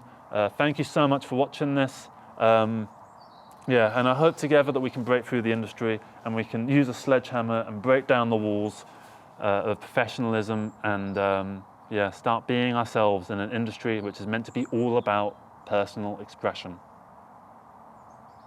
Thank you very much for watching. Have a great rest of the day. Take care. Bye-bye. Hey up everybody. My name's Jonny Mozza, director of Jonny Mozza's Lessons in Confidence, and today I want to talk to you a little bit about golf. So, this is a golf course somewhere in the world. Looks basically the same as all the others. You got your hole, and then down there you start, and you know how golf works. You doof, and then you hit it somewhere, and then you want to try and hit it as few times as possible to get it into the hole, right?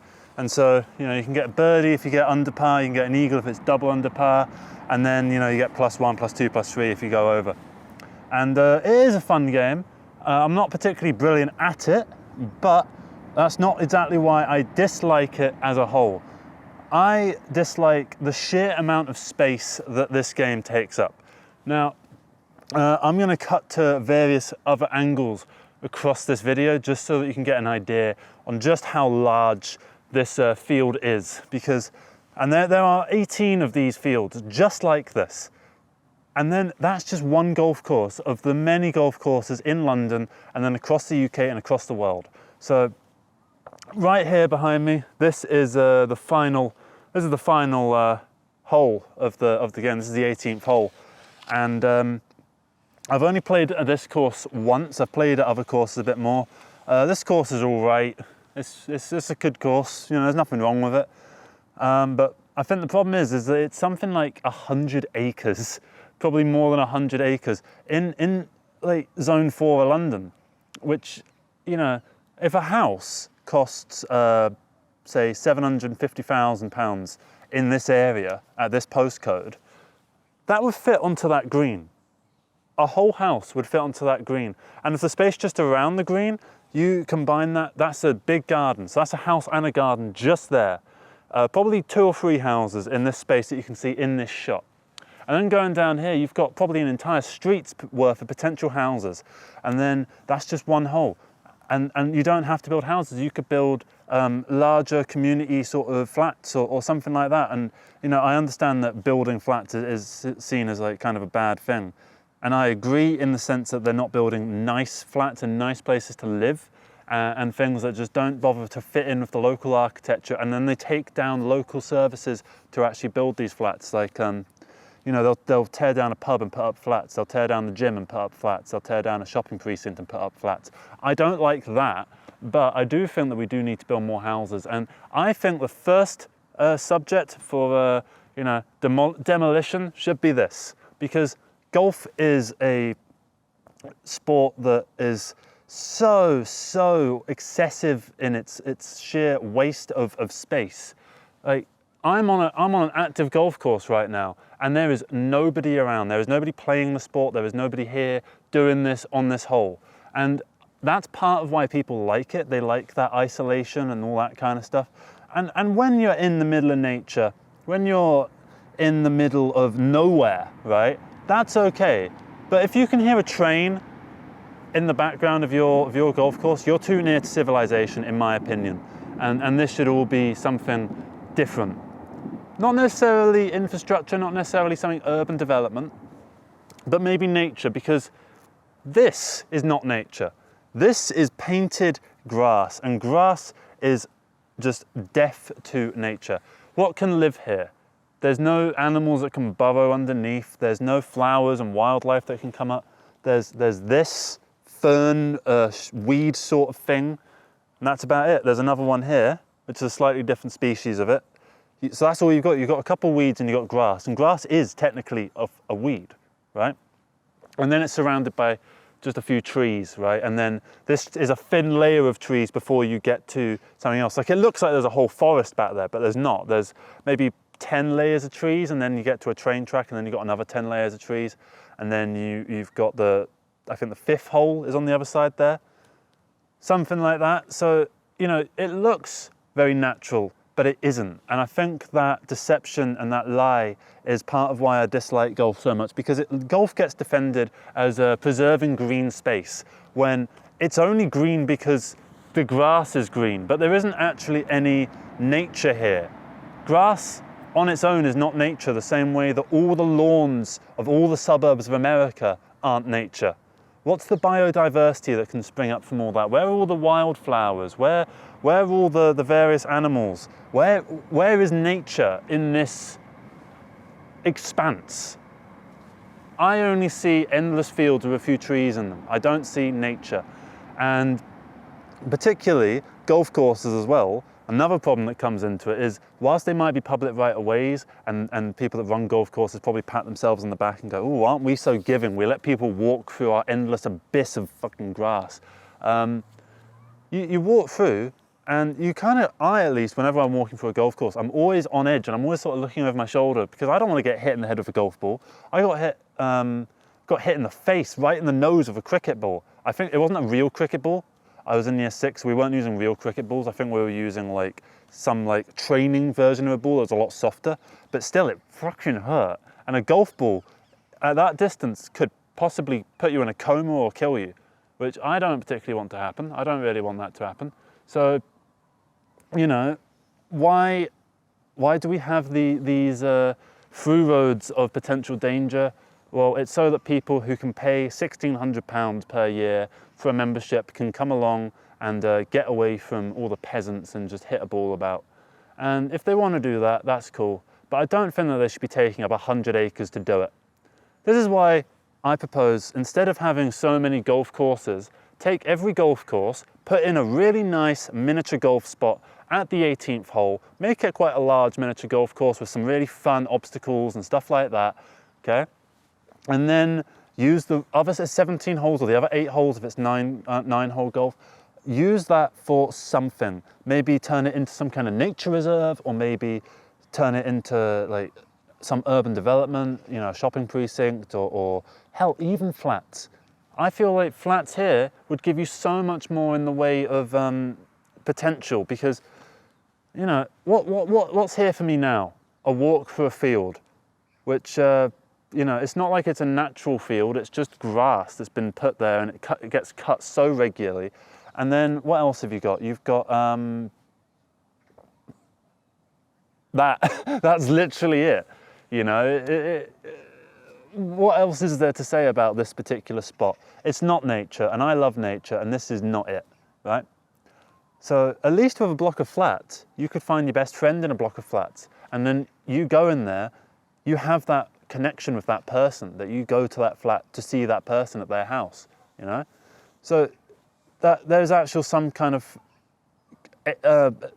benefit that can kind of come out of that, and it can house loads and loads of people, and they can, you know, and the overall housing crisis can be remedied ever so slightly. And it's not that I dislike the idea of being in a field all on your own with your buddies, you know, driving the golf cart around and hitting the ball. I've done it a couple times, and it's been a nice enough time.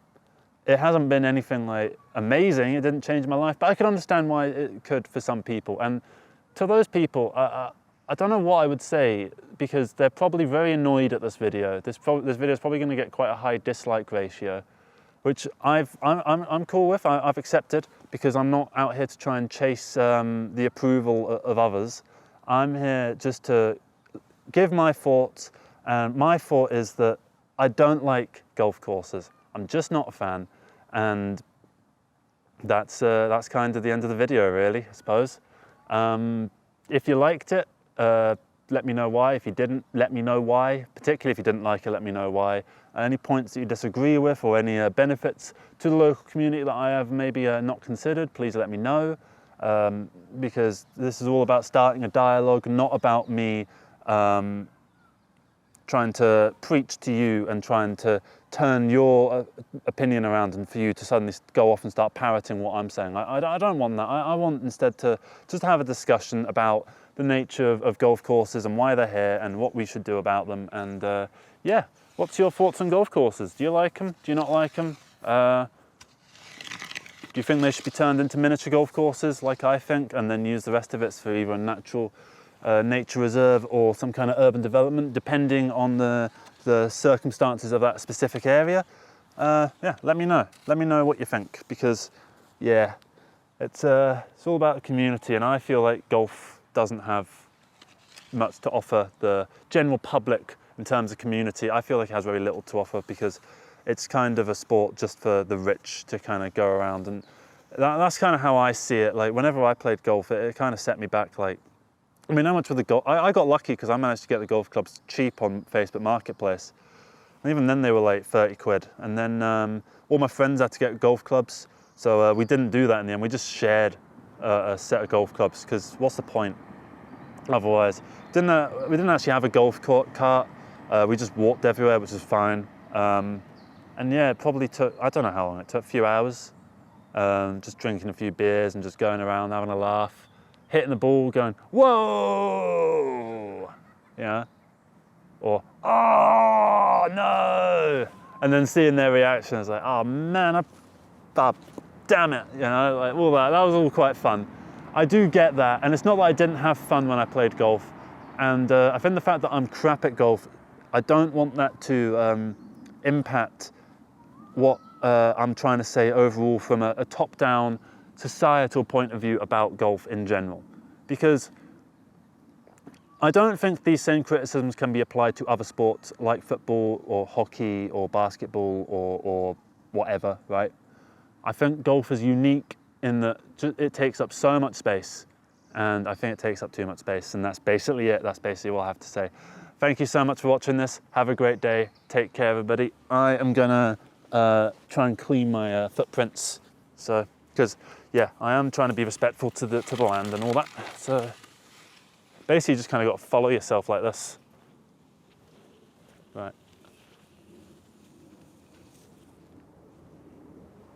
Hang on, I have an idea.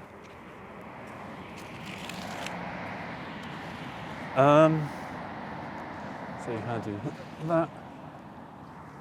That's kind of just made the arrow I want actually, and then somehow I got to come out. I'm trying to do the little YouTube arrow icon. I don't think I'm succeeding. What is that? That looks terrible. I'll show you what I did. Everything that's in that little thing there, that's what I did. It looks awful. So let's hey up everybody. My name's Joshua Morrison, director of Jonny Mozza's Lessons in Confidence, and today I want to talk to you a little bit about debates on the internet. Now, I like to go on to various Reddit forums or Facebook threads recently and like stuff like that, and just see the dumb stuff that people put out there into the world and just kind of try and counteract it. I'm not doing it to sort of instill my beliefs onto them or to try and convert them over to what I'm thinking, that kind of thing. I'm kind of just doing it for a bit of entertainment. But it's the same sort of entertainment as like watching like dumb reality TV or you know, something like that, where it's not, you know, actually engaging. It's just kind of, it gives you the quick dopamine rush without any kind of holistic you know, reason behind it for actually putting you in that situation where you're actually kind of getting something out of what you're doing. So it's a nice little bit of entertainment, but it's not particularly fulfilling. If anything, it just makes you a little bit annoyed and agitated, because it makes you realise that there's such terrible people out there with such terrible views. I think the one I remember that's coming to mind now is I was on Reddit maybe a year ago or something like that, and I went on this thread that this guy put out, basically talking about how he was giving up on women, right? And whenever you hear that, you're like, oh, okay, let's have a bit of fun with this. Let's see what this guy's saying. how are women the lower class this time? And he basically was trying to make this point that he should be able to have as many women as he wants, but at the same time, those women should only be allowed to have him. So it's like this one-sided monogamy, and then the other half gets to be polygamous. So the man gets to sleep with whoever he wants, right? And the woman can't say anything, but the woman can't sleep with whoever she wants, or he'll go mental. So I kind of pointed out the hypocrisy there and how that's not really fair. And he sort of went on this tangent about, men are the key and then women are the lock. And, you wouldn't want a lock that can be opened by any key. And it's like, you've just made this metaphor to make your point rather than the other way around, where the metaphor helps make your point. You've based your point around this metaphor of the lock and the key, which the only reason you've gone for lock and key is because a lock goes into a key. And it's like, yeah, that's true. But also, men aren't fucking keys, women aren't locks, we're not doors, we're human beings. And I had a bit of fun with him. I tried to take him semi-seriously, not because I took him seriously, but because I could see that there was clearly some kind of mental instability behind him. And I didn't want to just make fun of him just based on his beliefs, even though internally I was laughing at the things he was saying. And that was where I was getting my entertainment from. But a part of me was trying to sort of, get through to him a little bit. And now that I've gone onto Facebook again, it's so much worse. At least that guy, I could tell that he was really depressed with the world, and he'd become quite nihilistic, and in the base sense, the basic sense of just, there's no point in anything, not the actual philosophy of nihilism. He just didn't care about the world, and he thought the world didn't care about him. So, I thought I'd take him a little bit seriously, but the stuff on Facebook, Jesus Christ, I get to the point where I don't bother taking it seriously. I just comment really straight to the point, nah, you're wrong, right? And I have a bit of fun with it, and I just make little jokes and stuff like that. And is that really helping? Is that adding to the discourse? Is that making things better? I don't really think it is. I mean, all I'm doing is giving engagement to these disinformation campaigns, these Facebook pages that you notice them. For instance, there's these ones in Britain which are oh, Britain was so much better way back when, and it's sure, okay, you want to post your nostalgic little pictures of Britain in the 1960s and 70s, cool, that's a fun little niche where people can go, oh, I remember that, and that kind of stuff, right? That's fine, I don't have a problem with that inherently, but it's when you go on the little page and you see that it changed its name from some random thing from Mexico, and then you see that it changed its name then from something in Russia, and the servers are based out of Moscow, and it's just okay, this is a Russian disinformation campaign, all right, and I'm just feeding into it and giving it exactly what it wants, because what it wants is to create outrage, and it wants people like me to morally grandstand over the bots that are putting out all this garbage, and I bet at least 50% of the things that I respond to are just machines that are just algorithmically inclined to just post whatever is going to garner the most amount of attraction as possible. And it's not a good thing that I'm doing. I'm not helping the world in any real way by responding to these things. I've certainly never changed anyone's mind. I've certainly not, made anyone, think more about the world that they live in or anything like that. And they haven't done the same to me. We're not having any kind of exchange of ideas here with respect behind it. We're taking the piss out of one another, and we're seeing straight past one another's issues, and because their issues come from this totally different world where I just don't even recognize the stuff on there. It's just the LGBT are coming to turn all your kids gay by indoctrinating them into child pedophiles or something like that, and it's just none of it is based in any kind of reality, so I can't really add to it. All I can do is just have a laugh at it. And then I'm sure there's someone in the comments here that's just seen that and gone, oh, he's part of the woke agenda or whatever. And I don't mean to get into that kind of thing. I'm not interested in joining this culture or this. I'm just saying from my perspective, my experience of having these little debates on the internet, because I'm sure loads of you like to have little debates on the internet. You like to have a bit of fun just typing out some dumb stuff, and it maybe gets you to research a little thing because someone makes a really stupid point, so you kind of Google it to see what's going on there, and you end up reading some random paper about some subject that you only partially care about, but it's semi-learning. It's maybe learning just to prove yourself right, but it's still learning all the same, and so in a way that is kind of fun.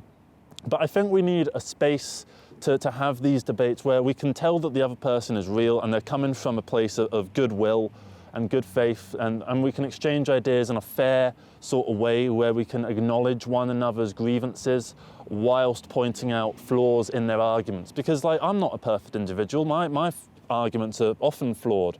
I remember I was at the bank about 2 weeks ago, right? And I was in the queue and I was a little bit tired. And I went up there and I said, can I take some money from this bank account and put it into this bank account? She said, and it was like a different bank account. And so she sort of said, no, we can't do that.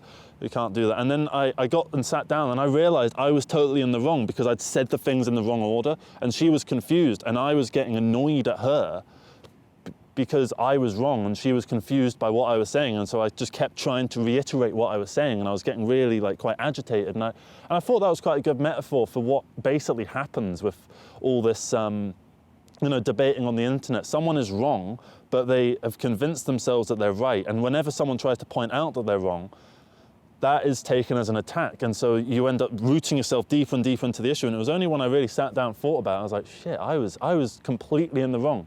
And I really should have gone up to her and said, I'm really sorry, but there was a big queue and I thought, I'm not queuing for 20 minutes just to apologize to her. So I left and I felt quite bad because I'd made her day slightly worse. I'm now another person that she'll probably tell as a story to like her boyfriend or whatever, just going, oh, these fucking people that come to my work, arseholes, you know? And I'll be one of those little stories. This really tall guy came in and he just said, I want to put this into this. And it's like, we can't do that. And he just kept getting annoyed at me. And it's like, yeah, I was wrong. I was completely and utterly wrong in that situation. And I think there's a way that we need to sort of come together and realize that we're not always correct on everything. And to find some language that we can use to respectfully point out that someone else is wrong so that that person can feel comfortable admitting that they're wrong, because it's part of human nature. We want to be correct, we want to be right, because being right tends to mean that we can progress and we want to progress. Why do we want to progress? Because we want to get to the things we want to achieve. And then in the long run that tends to be stuff like getting a house and getting a family and all that kind of stuff in the long distant future. And then to build up to that you've got individual little goals that take you along the way, and for each of those you need to be correct on certain topics. So it's in our nature to want to be correct on stuff. And I think we just need to find a way of allowing our language to give us phrases to admit that we're wrong in a way that doesn't delegitimize us entirely. Because like, you see someone on a video or whatever and they're wrong about an issue, and you just like, everyone piles in on them. And suddenly it's like, this person's wrong, they're a load of shit, aren't they? It's like, yeah, but I don't know what they do when they get off the camera, and maybe they're right about other stuff, like if all anyone saw of me on the internet was me at that bank being wrong, it's not like I became a full like Karen or anything, but I was certainly in the wrong, and I certainly got a bit agitated, just because like we were hitting a brick wall with one another, and she was right and I was wrong, and I thought I was right and I thought she was wrong, and it's a immovable object meets a heavy force, or whatever the fucking saying is, and I think with debating on the internet, it's a lot of fun, but I think we need to sort of find a way of doing it in a more productive way. I remember I went and saw a couple debates live, like proper debates, because I got into like, YouTube philosophy kind of stuff. I started watching Alex O'Connor, and then I started watching a few others sort of around that, and I started watching internet debates between random streamers and stuff. And like, it would be the ones where one is totally in the wrong and one is totally in the right. They were just like fun entertainment. And then I started enjoying, like, there was one that was like Hitchens versus Hitchens, and that one was quite fun. And then I watched one that was like all about the Catholic Church, and I think it had Stephen Fry doing a little bit. And it was quite entertaining, and I went and signed up for this little like debate club. I didn't debate in it because I'm not very good at making my points, but I sort of sat and watched a couple of them, and it was nice to see two people that were like, they had opposite opinions on a matter, but they were able to come together and respectfully have a dialogue about it. Because if one person thinks they're totally right and the other person thinks they're totally right, just delegitimizing the other person for what they think isn't going to make them realize that they're wrong. And obviously just, politely saying you're incorrect isn't going to massively do much either to someone that's, fully indoctrinated into certain ideologies and stuff like that. Like, I can't just go up to a Christian and just go, sorry, God doesn't exist. And they'll go, yeah, you make a good point. I'm not going to go to the church anymore, I'm going to become an atheist. You know, that it doesn't work like that. If you want to admit that you're wrong, it needs to come from within, not from an external pressure. And I think we need to find a way that we can make it more acceptable for people to come out and just admit that they're wrong about stuff. Because we're all wrong about stuff from time to time. None of us are perfect individuals, none of us are perfect beings, and that's fine. It's okay to be wrong about stuff. So yeah, I think that's going to be the video. Hope you enjoyed it, hope you got something out of it. And yeah, let me know your experiences of having debates on the internet. Have you ever gotten riled up because of them as well? Because that's something that happens. You end up getting riled up about stuff that doesn't affect you. And you know, that's negative energy that you don't need in your life. Negative attraction, sort of, that you don't need deep down. And I'm sure a load of you have had the debate with someone that you disagree with on the internet. So leave your experiences below when it's maybe made you feel really bad, or maybe it's made you feel good, or maybe it's made you learn more about an issue, or maybe, you know, you realised you were wrong for an internet debate, or something like that, or you can turn someone else's opinion around, and how did you do that, or how did they manage to get you to turn your opinion around, and leave a comment below about that kind of thing, about your previous experiences with this. And yeah, that's going to be it from me. Hope you enjoyed it, and yeah, take care everybody, bye bye.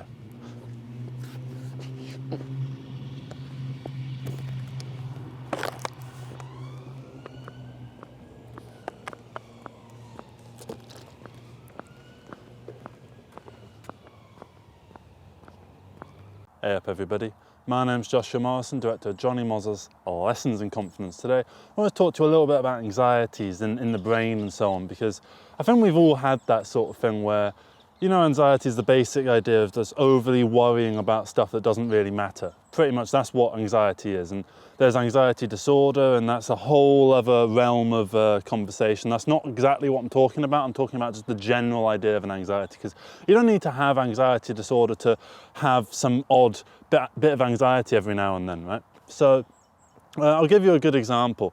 Often I'll be worried about what someone might think of me, for instance, right? And I'll sort of think, oh God, they probably think I'm really boring, or they think that, you know, I'm just, yeah, let's stay with that. They think I'm really boring, for instance, right? So I'm talking to this person, I'm saying the stuff that I'm saying, and I'm sat there worrying, they think that I'm really boring, right? Now, if they were to say, God, Josh, you're really boring, that would suddenly mean that I would just no longer care what that person thought of me, right? It would confirm my anxiety for sure, and in that confirmation would come the rejection of what that person said. Because I, you know, try and love myself and all that sort of stuff, because that's what you're meant to do. You're meant to love yourself and all that. So if someone does say to me, oh, you're really boring, and I'm really worried that they're thinking that I am boring, and they've just confirmed it, I don't really care what that person has to say about me after that point. And after that point, I can just carry on being boring. And that's kind of fine. I'll just carry on being boring. If they want to be bored, let them be bored. If they want to just go off and, you know, have a conversation with someone who they think is interesting, then go on. I mean, are they so fucking interesting? And what have they got to say? I mean, they were kind of boring me with all their conversations about football, and I'm not really into football. And they keep going on and on and on about it, right? And I'm sat there trying to listen, be an active listener and all that. And then I turn around and I start talking about the stuff I'm talking about, and then they go, oh yeah, you're kind of boring. And that's happened the odd time. I'm not saying with that, that's a very basic example, right? And that kind of thing can happen throughout your life, where someone will say something negative to you, and that will kind of make you just no longer care what that person thinks. And I reckon that's a good thing to have, because yeah, it's important to not necessarily overly worry about what people think of you, but to at least be aware that, you know, you might be causing discomfort or something like that to other people that are around you. You want the people around you to feel as good as possible, because you're a good person. You want others to feel good, and you want to bring goodness onto others, right? And if they kind of turn around and go, oh yeah, you're actually a load of shite, then why should I have to worry about what that person says about me any further, right? That sort of stuff never sticks with me. The stuff when I'm like laying in bed, you know, when you lay in bed and like you stay up like really late, like, and you replay awkward memories from your past. Never in those memories is someone sort of actively confirming your anxiety. It's always the uncertainty and the questioning of whether that person was maybe thinking that causes the little anxieties in the brain, that causes you to stay up late at night and wonder what that person actually thought about you. But if they actually come out and just say, you're really boring, then suddenly I'm not worrying about what they think anymore. Like, there's been loads of times when I have been actively boring, right? And I've thought that I was boring, that then sat and worried about that and tried to use that as a way of improving myself to become less boring. What was I doing that was boring? Was I going too long about a niche topic? Was I maybe not explaining the parts of the topic in a way that they can understand? Was I just assuming that they knew all this knowledge and they're nodding along like, yep, yep, oh, right. Right. And so going forward, I try and recognize when people are doing that, when they're doing the whole sort of pleasantry nod, like, oh, yeah. Now I can see that, and when I see that happen, I know to kind of shift course a little bit. And the anxiety is still sort of there. It's the thing that's making me go, oh, that person is getting a little bit bored. Let me switch it up a little bit and bring them more into the conversation. So if I see that they're kind of sitting there nodding along going, I'll then try and switch up and finish it up with a question that they can answer, and that can allow them to shift the conversation into another direction. And then, they take the time to start talking, and I'm the one that becomes the listener. And maybe they'll notice that I'm sort of going, and then they'll do the same thing in reverse. And that's kind of the nature of a conversation, is you're passing the torch back and forth to one another. And then once you've got the torch, you make your point, and then you pass the torch on to the next person. They make their little point, and then you pass the torch on, and that person makes their point, and so on and so forth. And that's just the nature of conversation. And anxiety is just a worry that you're not doing that properly. And, we all have our own little, idiosyncrasies, right?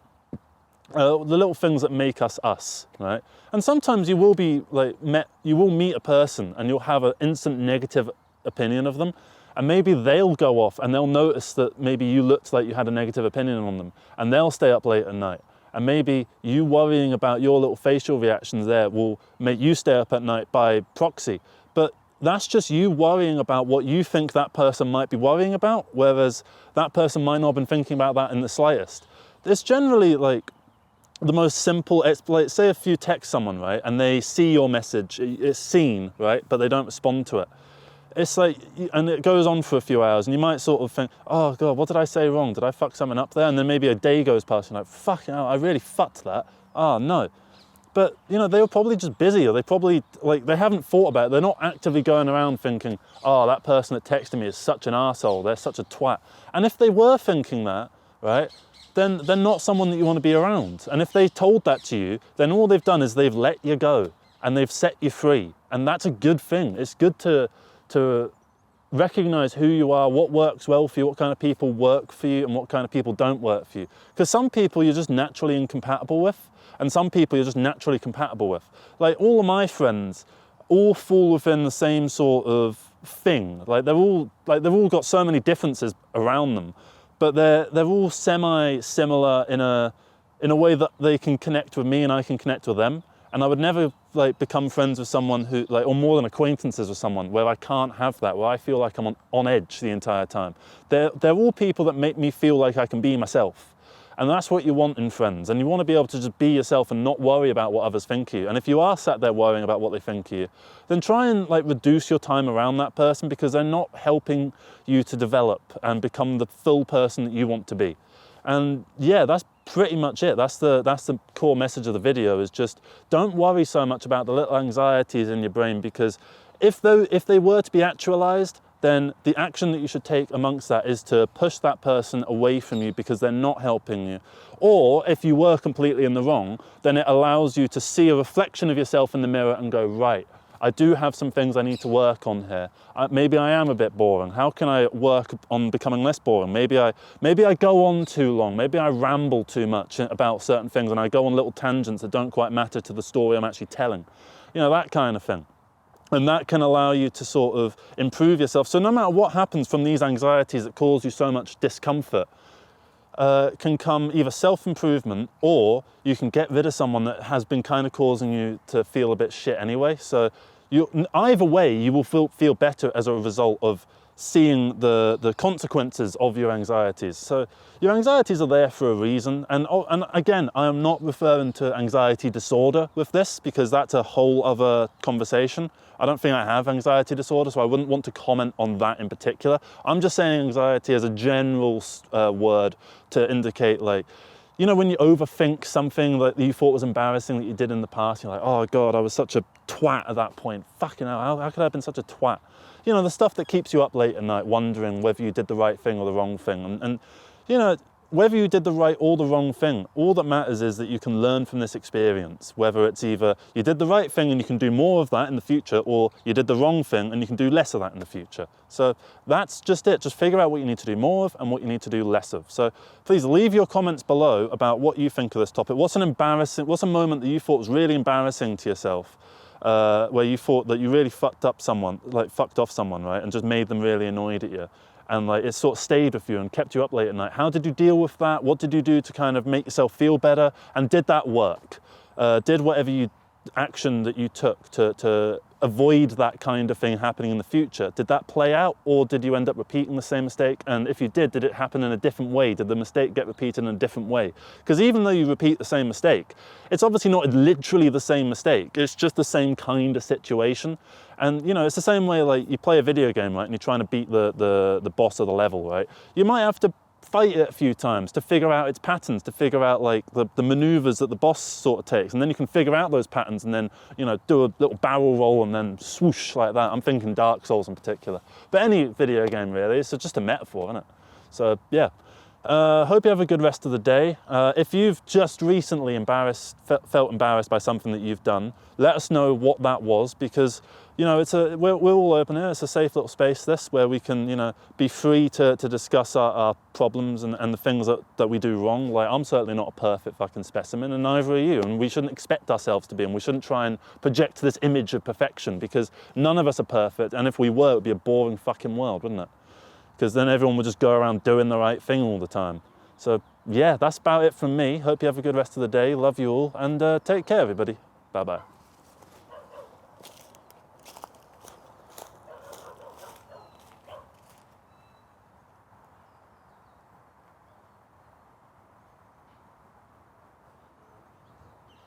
Hey up everybody, my name's Joshua Morrison, director of Jonny Mozza's Lessons in Confidence. Today I want to talk to you a little bit about coming up with ideas. How do I come up with ideas for these videos? How do you come up with ideas in general for things? And you know, there's those times where you don't really have much of a clue what you want to make, but you know you want to make something. And it's about getting from that point where you haven't made something and you don't know what it is you want to make, to you have made something and here it is, right?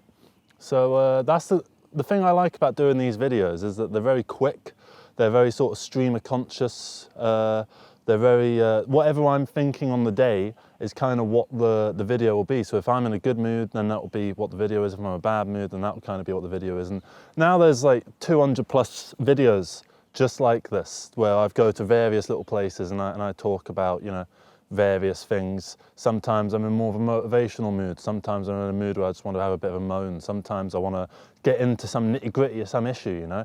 And sometimes I don't have any ideas. Sometimes, and there's been a couple times, not really anymore, but towards the start of this channel, where I would say that little, hey up everybody, my name's Joshua Morrison, director of Jonny Mozza's Lessons in Confidence, and today, and I wouldn't even know what I'm going to say next. And I would just make it up on the spot, and I would figure out what my point is as I'm doing the video. And as I start talking, I realize it's kind of going to lead into this kind of topic or this kind of topic. And I think by doing stuff, you will get your ideas more figured out than if you just sit and try and figure out your ideas. If you go out and just execute an idea, you'll realize what that idea is through the process of doing it.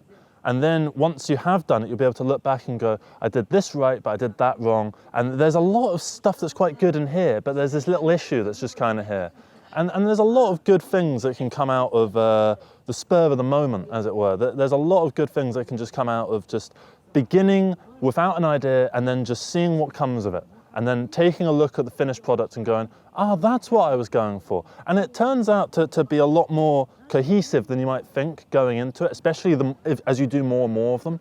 Like, you know, I think once you do your first few, you figure out the good things and the bad things about your style and about who you are in general, and what it is you have to offer in terms of an outlook or a creative you know, vision. And you take the lessons that you learned from doing and apply them to the next thing that you do. And hopefully the next time you won't make the same mistakes that you made the first time, but you'll retain the things that were good about the first time. And then now that you've done the second time, you'll see what was kind of that thing there is still a little bit wrong, but it's not as bad. And now you do the third thing and you've you're just honing in on what's good and taking out what's bad. And the more that you do, the more you're able to do good things, and the more you're able to filter out the bad. Compared to if you just try and make the perfect thing straight away, you won't get anything done. I've got so many notes in my Google Drive, in my notes, in my computer, and just written down on paper. I've got huge wafts of fucking text all over the place that are all half-baked ideas, trying to figure out what to do. And the more that I sit and plan something, the less I actually do something. And I feel like when I come and do these sort of videos, I don't have much of an idea. I don't sit and take loads and loads and loads of notes. I don't have, an exact structure in mind. I know kind of how these videos function in the sense that I'm trying to solve a little issue or I'll answer a question, and I go about it by asking a few questions, raising some concerns, and then trying to address them. And once you figure out a little formula for yourself that you can kind of just do off the cusp, then you're going to be in a much better position to be able to create things that take some kind of more preordained planning. I'm not against planning. I'm not against, figuring out what you want to do beforehand. But I think it shouldn't be the only way that you do stuff. I think it's nice to go into something without much of an idea, just a basic little concept, and then seeing what can come from it. Right? A film that I watched recently, it's called Love Celeste, right? It's part of Joel Haver's 12 Features project. I think it's the 7th or the 8th one, right? If you type it into Google, there's this one Reddit thread that's posted by one of the guys that's in it. I think it's Dan, and he basically just screen capped the original draft concept. And the original draft concept on his phone is like a 4-line long note on his phone. It's literally, you can read it in about 30 seconds, right? And the idea is so simple, and they extrapolated that simple idea into this 1.5-hour long feature film project. And look, I'm not gonna act like it's the best film ever. I'm not gonna say that it's perfect, but I do think that they made a really good film without much in the way of, organizing or planning or anything like that, and they came out of a decent project, right? And the more that you do that, he did it 12 times, and he came out with, I wouldn't say they're all great. I've seen 4, and I liked 3 of them, and I loved one of them, right? So say that's a 1/4 success rate. That's still pretty fucking decent, And at the end of the day, the more that you do something, the better you will get at it. Compared to the more that you plan something, you're only going to get better at planning. You're not going to get better at doing. You can plan all you want, but that doesn't necessarily translate to any kind of actual project or product or final result, right? Unless you just set out to make a plan without actually actioning it, right? That's why I go into these videos without much of an idea. For instance, this video, the only note that I've got on my phone is just, how do I come up with ideas for videos, right? And the way that I would answer that question is I kind of think about stuff that I've done before. I look at various topics. I've done stuff on music motivation, film sort of centric motivation. I've done stuff about philosophy. And I think about what aspects of philosophy I might have been going for. I did one a while ago about trying to shut out politics for the sake of your own mental health, right? And I think, okay, what kind of points was I making in that? And then I think, how can I extrapolate a couple of those points where I didn't really go super in depth to it? And then maybe there's another video in that idea. So I went and actually did a semi-sequel video to that video just the other day. And that tackles an entirely different sort of realm within this overall idea of shutting out politics or just trying to, be more conscious of the world that you live in, right? And so that's one sort of avenue of video that I can go down, or I can go down a totally separate one. I can go down the music motivation one. I can think, okay, I've done ones on singing, I've done ones on playing the instrument, I've done ones on mixing, I've done ones on blah, blah, blah, right? And I can think, okay, what haven't I done? Well, I've done singing, but maybe I haven't done, various types of singing, finding the right type of singing for you. I only talked about the general concept of singing. I could hone in on a specific idea within that. I could, go more technical with it, or I could go a bit more abstract with it and a bit more philosophical with it. And so each idea that for a video that you kind of do that springs out so many more ideas, because if you look at, say, an old project that you worked on, right, and you watch it back or you listen to it back or read it back or whatever, you'll see that there's so many little things in there that you kind of think, oh, I wish I'd done that as well. I wish I put that in, or I wish I'd tried that, you know? And doing these videos, it allows me to do all of those little things, but just in piecemeal form, rather than trying to do one giant project where I say everything that there is to say. I can just say little bits here and there and build up things over time, over the course of hundreds, possibly thousands of videos going into the future. I don't know how many of these I'm going to make, right? So I think it's important to figure out who you are, what you're making, and why you're making it, rather than just honing in on the how you're going to make it, the planning, the figuring it out, right? I could get really, like, you know, mega into like the specific locations and specific angles and stuff, and making sure each video is like, well, the best thing that I've ever done. But I don't want to do things like that. Sometimes I go into a video and I know it's not going to be the best one. I know it's maybe going to be even, quote, filler content, right? There's some videos that I think are filler stuff at the time of making it, and then I go back and look at it and I feel like it's one of my better ones. So you kind of get that with all forms of creativity. And that's why I'm so big into the idea of quantity over quality, doing more things rather than trying to do the best thing, because you'll end up doing better things just by making more stuff. The more that you make, the better you'll get at making things. And it's just really as simple as that. And so with coming up for some of the ideas for these videos, I kind of take what I've done before and try and extrapolate on various ideas and bits that I haven't touched on yet, and try and expand my own little worldview and my own ideology and figure myself out in amongst all of this stuff. Recently I went to see a few mates, right? And towards the end of the night, this mate gave me this book. It's Jack Kerouac, On the Road. And he said, Josh, you'll really like this book. You're really going to enjoy this. Right, so and he was sort of talking about the benefits of reading and how reading philosophy can really help you out and stuff like that. And I'm going to be honest, I don't read like a particularly massive amount of philosophy. I don't read particularly like much at all, to be honest. I used to read a lot on the bus. I used to read constantly, and then I don't know, when the pandemic happened, I kind of stopped for some reason, and I just never picked it up again. Now when I go on the bus, I listen to an album or listen to a podcast or something, and it's just not quite as intellectually stimulating compared to doing the reading and stuff. Apparently some people find it hard to read on a bus because they get a bit motion sick. I can totally understand that, but that was never an issue with me, so I don't know why I don't read more on the bus.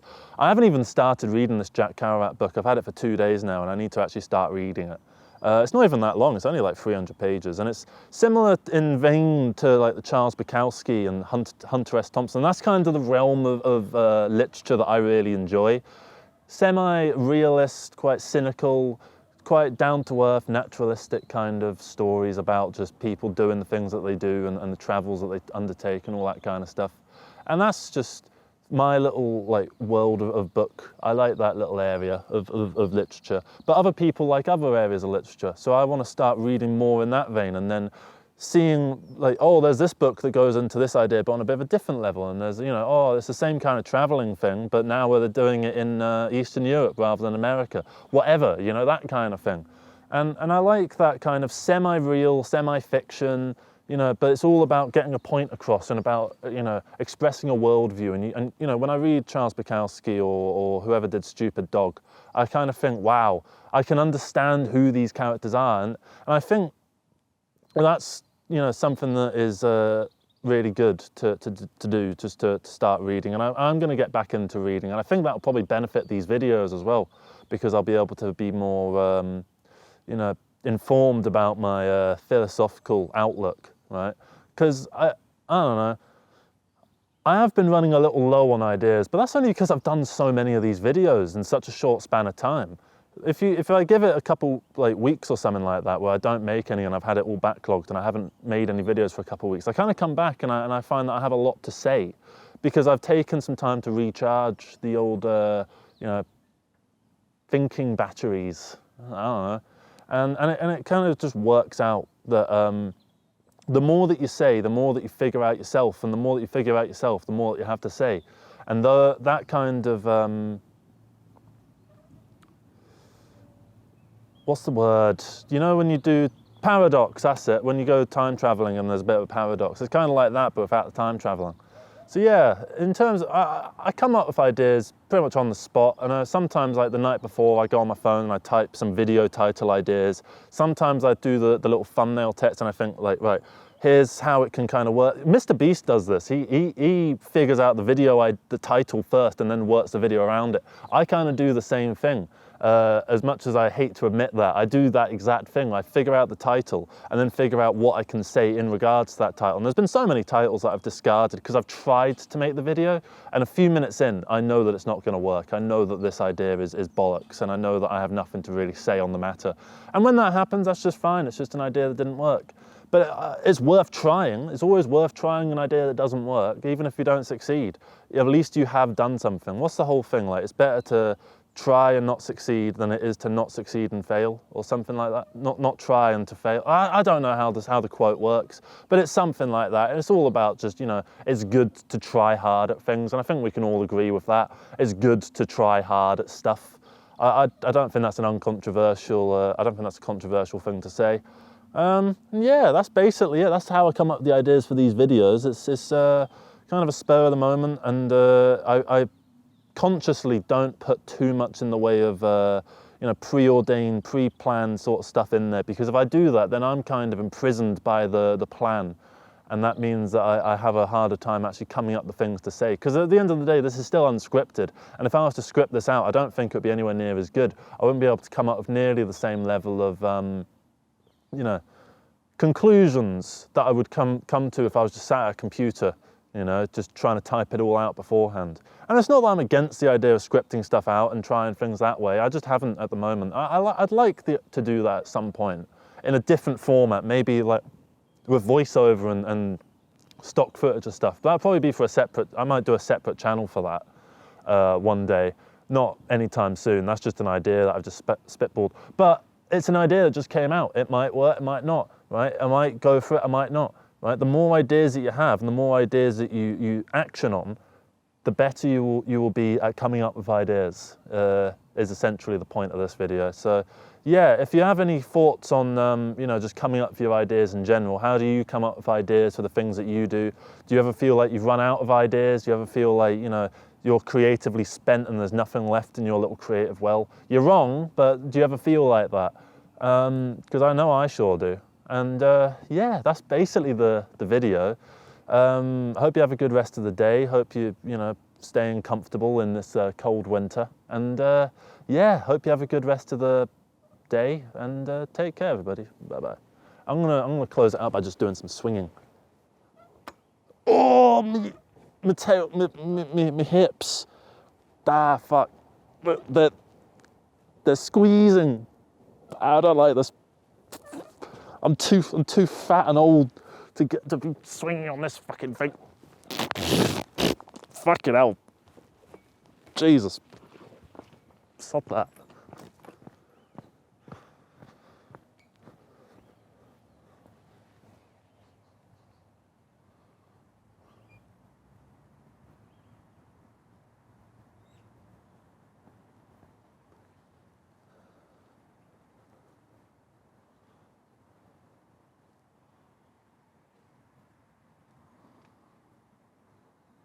Hey up everybody, my name's Joshua Morrison, director of Jonny Mozza's Lessons in Confidence. Today I want to talk to you a little bit about 2024, going into 2025, because, you know, we've been in 2025 now for a decent little bit of time. You know, we're coming up on a month into 2025, and I just wanted to share some thoughts on where I sort of want to go with 2025 and how 2024 sort of went.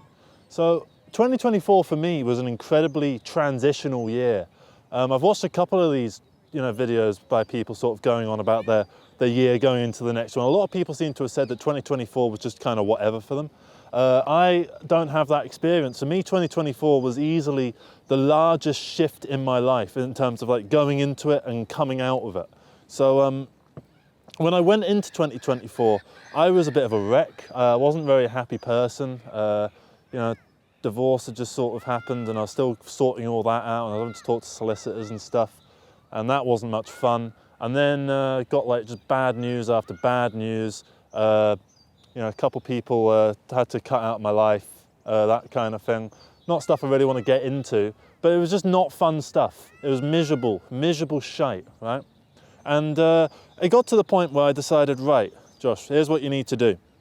You need to start going to the gym. And I'd been thinking about doing this for a while, but I was kind of scared to, because I thought about like the cancellation fees and stuff, and you know how it's really hard to get out of going to the gym. And I thought what will probably happen is I'll go to the gym and be really like motivated for like 2 weeks, and then, you know, I'll get sick of it, and then I'm just paying a load of money to not go to the gym. I didn't want that to happen, but I was at that point where I needed to do something, anything to change what was going on, because this was something I couldn't carry on, right? So I started going to the gym. I signed up, went and bought like some shorts and some like gym shirts, like some stuff that you can sweat into, right? And I just started going on the treadmill, messing around on the machines, exploring the gym. Went, you know, the sauna and the steam room and stuff like that. It's all really nice. So I've started using going to the gym as an excuse to just like download albums. So what I would do is I'd just do YouTube to MP3 and just download a load of albums that like I've been meaning to listen to, but I hadn't actually gotten around to. Like stuff like In Utero and like Prince, Purple Rain, and like Outcast and stuff like that. And you know, I had a really nice time. I had this little routine of, and I still semi have this routine of going to the gym and working out for the duration of one album. And then once the album's finished, I go back in the changing room, nip into the steam room and all that, and have a nice little time.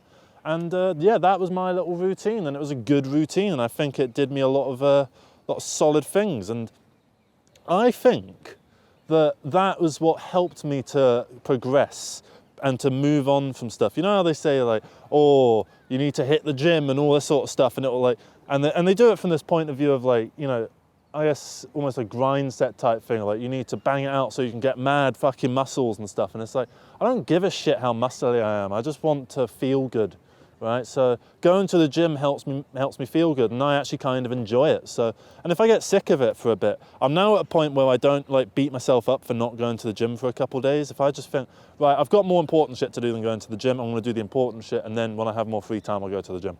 And I just see it like a hobby, like playing video games or so. And that's how I see going to the gym. I don't treat it as like, you know, the most like something that's ritualized into my head that I have to do it or like I'll feel bad. I don't take that approach anymore. And I think it's important to have that for a little bit. But then once you get used to the whole routine of going into the gym and you know a few people there and you're used to what you do and you have your little routine that you do at the gym, you do this and then you do this and then you do a bit of that and you do a bit of that and you do a bit of this and you do a bit of that, and you know what you're doing, right? And then you go to the swimming pool and you do a bit of that, right? I know exactly what I'm doing when I go to the gym. I do the same thing basically every single time. Very little experimentation at this point, right? And when I sort of started going to the gym, and I was looking around, I was beating myself up a bit for not going like every single day, but for the first 2 months, I went every single day. A couple times I even went twice a day, right? And I figured out what I liked, what I didn't like, and I started to feel an awful lot better.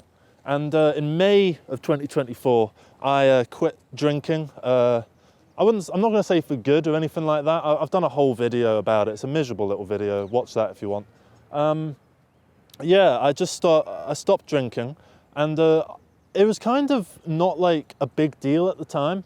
I just wasn't for the foreseeable future. And by foreseeable future, I just meant like the next couple of weeks. I wasn't thinking about it long term, but now it's about 9 months nearly since I've had a drink, maybe 8 months. I think it's 8 months, yeah. So yeah, that happened in May, and that really helped, combined with the gym. I think both of those things helped me to just not see so much of a cloudy sky around me and to be able to actually understand my own place in the world and to figure out who I am and that kind of thing.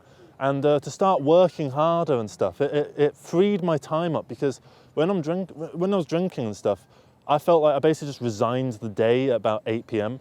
Now I can kind of carry on semi-working until I just go to bed. And even when I'm in bed, I can still sit on the laptop and just like change a thumbnail or whatever.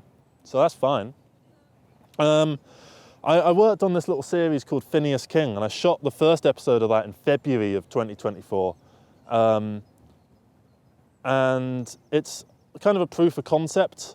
It's not nearly as good as any of the ones that came after it, because I was still figuring out what I was doing, and I was so nervous at talking to people on the side of the road that I barely speak to anyone. I think I interviewed one person in the entire thing. But yeah, the whole point of Phineas King is it's just this like, it's basically a rip-off of Alan Partridge. That's how it started off, and I'm just trying to, you know, find him his own identity. I'm going to wear my influences on my sleeve. I'm not going to act like it's a hot, but you know, it's a combination of that, a bit of David Brent, a bit of the Day-to-Day, Brass Eye, stuff like that. There's a little bit of all that kind of stuff in it, where it's a bit of a character. And as time goes on, I want to develop who Phineas King is. I wrote a backstory for him and figured out sort of who he is and what he's about and all that kind of stuff. Yeah, it's just sort of, what's good about it is you're just getting yourself creating more. I had this film that I've been working on. I shot it in 2021, and I think probably because I was drinking so much, I fell into a bit of a depression, and I didn't really focus on that, and I didn't figure out what to focus on for a long time. And quitting drinking allowed me to focus my instinct and my work ethic onto certain things, so I could just blast out this project and then blast out this project and then blast out this project and just get it all done, right? So I edited all of Sheffield Psychedelic, which is the film I shot ages ago, and it's looking really, really amazing. And it's at a point now where it's nearly complete, and I think it can come out possibly this year. I'm not going to promise anything because I'm not interested in announcing a release date until I know for a fact that that film is done and completely done, right? And yeah, getting that done, which was a big weight on my shoulders, really helped open up my life a little bit. I went on a date. That was nice. Don't normally do that. I'm not a dating person. In fact, I think that might be the only date I've been on in my entire life. I don't know how I've been married, but I've never been on a date. I'm not counting like dates when you're already together. I mean when you're dating, when you're meeting a new person as a date, right? That was fun. Didn't work, but you know, it was nice, and I managed to get a song out of it. I wrote a song about it, just because it was in the moment, you know, and I just thought, let's do that while I have the motivation now. Oh yeah, that's the point. I wrote an album, Decisions in Another Language, which is all about the divorce and stuff. But looking back at it, only like if it was to be released on vinyl, only side A is about the divorce itself. The second half is more about the moving on process and about figuring myself out in a wider world and all that bullshit. And then it ends on a track called Why These Things Happen, which doesn't have any lyrics, but the idea of the song is basically just to end the album on a more top-down or societal sort of look into why divorces happen, why, you know, when divorce was introduced in what, like the 70s or whatever, you know, immediately so many people just started divorcing straight away because obviously people have been wanting to get away from their shithead husbands and their shithead wives for quite a while. So, yeah, I wrote that. That was good. And then I did a few more Phineas Kings. I think I filmed 5 more, released 4. One of them I wasn't super happy with, but I've looked back on it and I've re-edited it. And it's actually quite good.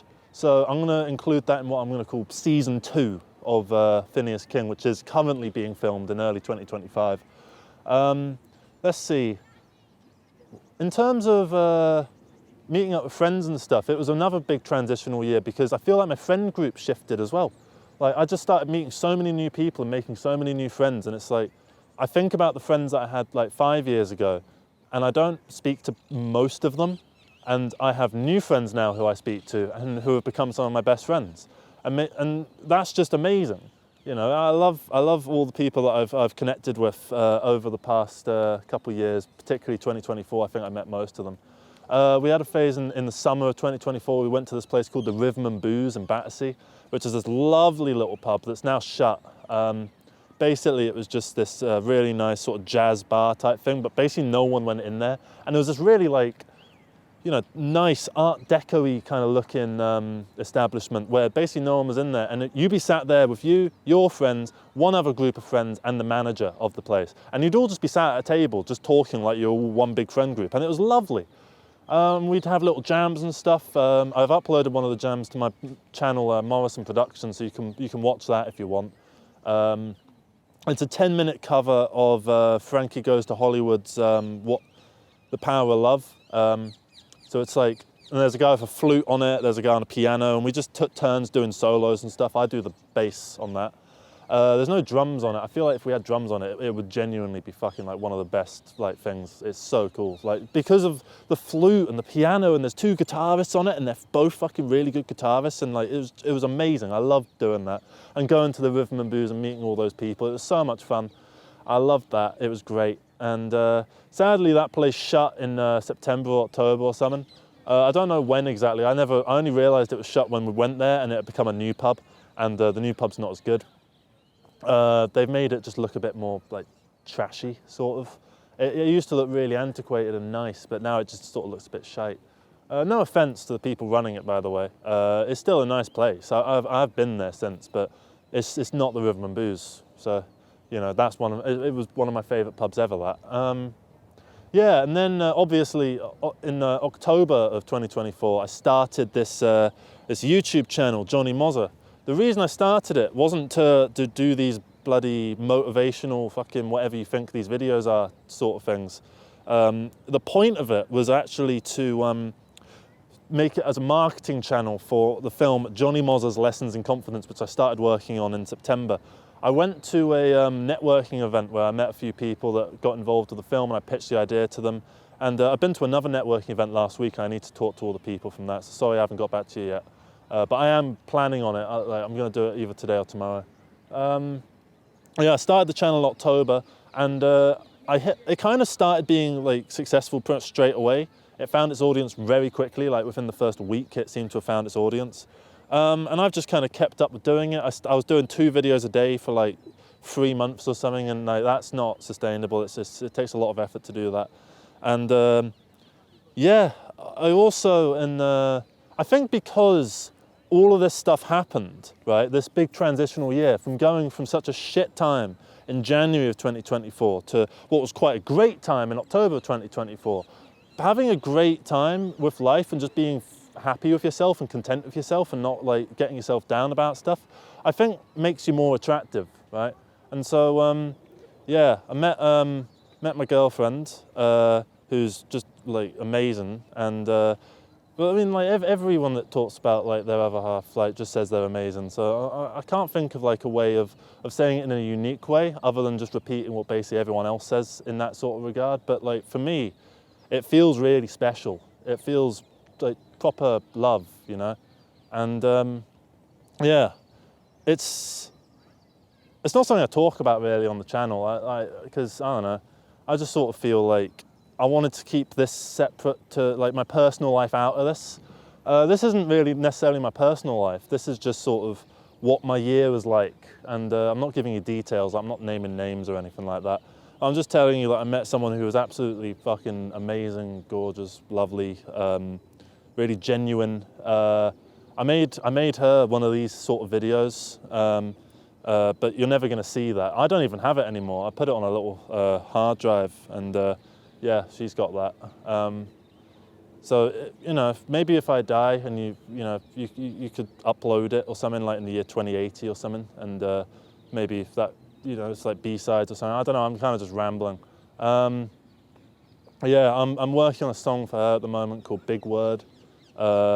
It's going to be like this 20-minute long sort of progressive rock sort of symphony kind of thing with a brass band. It's going to be called Big Word. It'll probably have like 5 parts. You know how like these long songs, they come in like parts and these Roman numerals for the parts.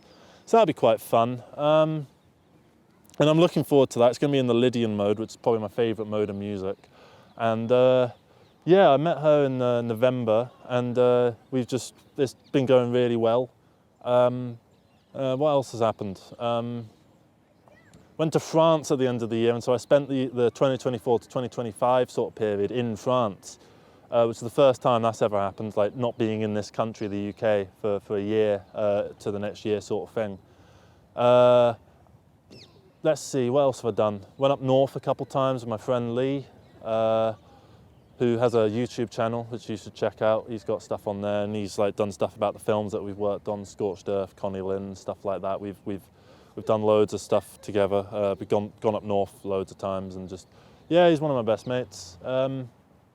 Yeah, I don't know, that's basically the year. You know, it was a pretty big transitional year. I feel like I went out of 2024 feeling exactly the opposite of how I felt going into 2024, because 2023 to 2024 was a really crap New Year's.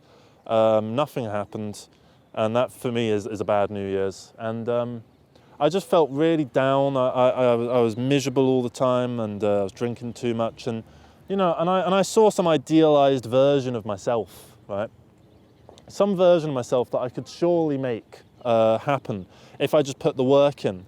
And you know what? I didn't really put the work in, and yet I seem to have found myself here anyway. And that's quite nice. You know, I'm not saying I did no work. I mean, 2 videos a day is all right, but like they're not hard videos to make. They just take a bit of figuring out in terms of what to say and stuff. Going to the gym every day, that was like just sort of fun, really. And also it's an excuse to go to Lidl or Asda or whatever and just like get your shopping on the way back. Yeah, I didn't do mad amounts of work. I didn't grind. I didn't wake up at like 6 a.m. every day and like, you know, work all the time non-stop. I kind of just pissed about and had fun with it and just enjoyed myself. And I think that's all you can ask for, really, is just trying to be the best version of yourself that you can be. That's what I feel like I am now. I feel like I am the best version of myself that I can be.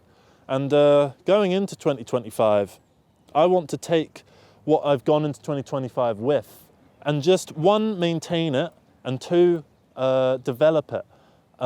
Basically just figure out who this, I'm gonna call it a new me, because it does feel like a new me. It feels like a massive transitional point in my life where, you know, by the end of this year, I might not, obviously I'll be the same person, but I feel like things will be so unrecognizable to me. I feel like if I was to go and meet myself and, you know, New Year's Day 2026, right, I would have a chat with that version of me, and I would ask him how things going, and he would go, yeah, this is great, we're doing this and this and this, and I'd be like, what the fuck is any of this? I don't remember any of that. So no, we started that afterwards, after January, we did that later. So yeah, I want to do more stuff, more projects, more filming. I want to get Sheffield Psychedelic done and edited. I've got a couple other films that I want to get done and edited. I want to finish Jonny Mozza shooting that. If anyone wants to be a part of the Jonny Mozza Lessons in Confidence film, just send an email to officialmorrisonfilms@gmail.com.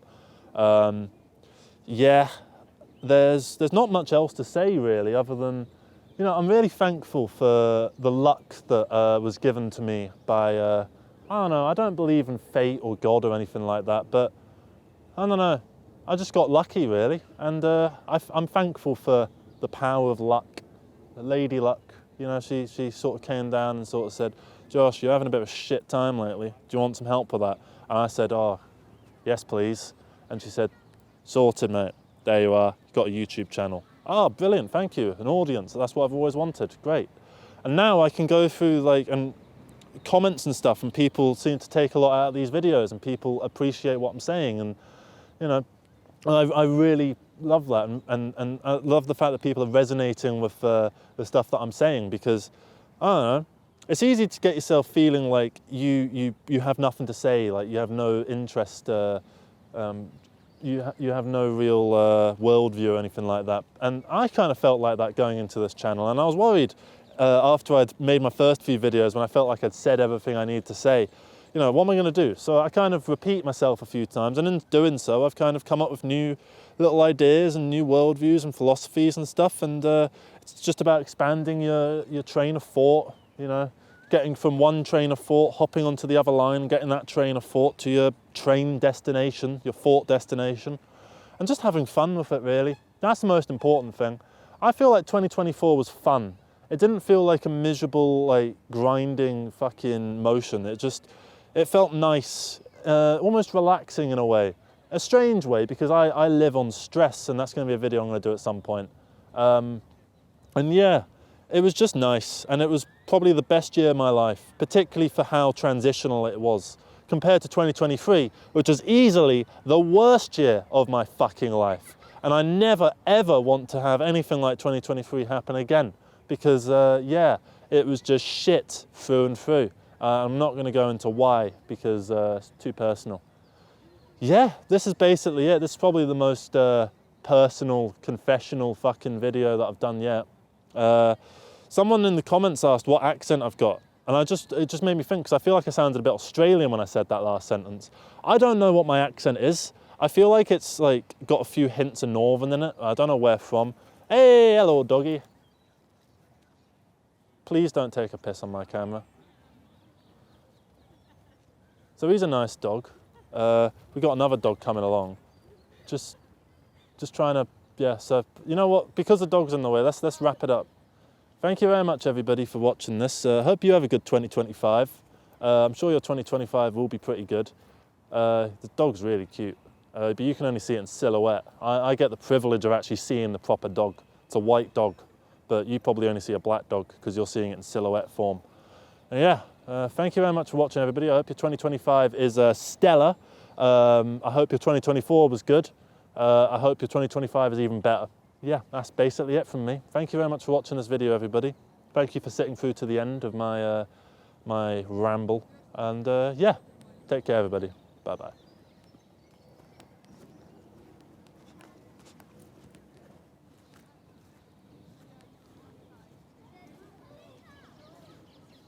Hey up, everybody.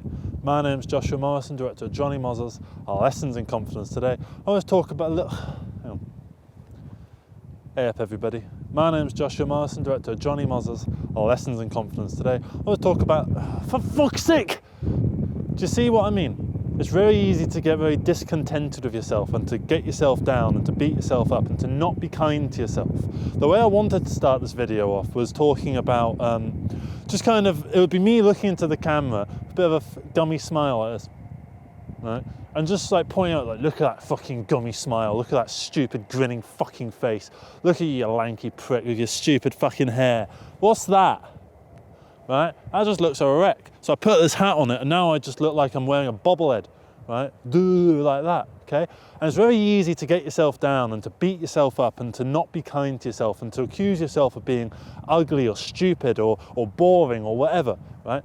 And there's so many negative words that you can use to describe yourself, right? And it's very hard to be kind to yourself because your brain, at least my brain, prefers to be negative towards itself because it sees it as like constructive criticism and honesty and bluntness that you need in order to develop yourself further. Because look, I'm not a perfect fucking human being, you know? I get so many things wrong. I've upset people without intending to.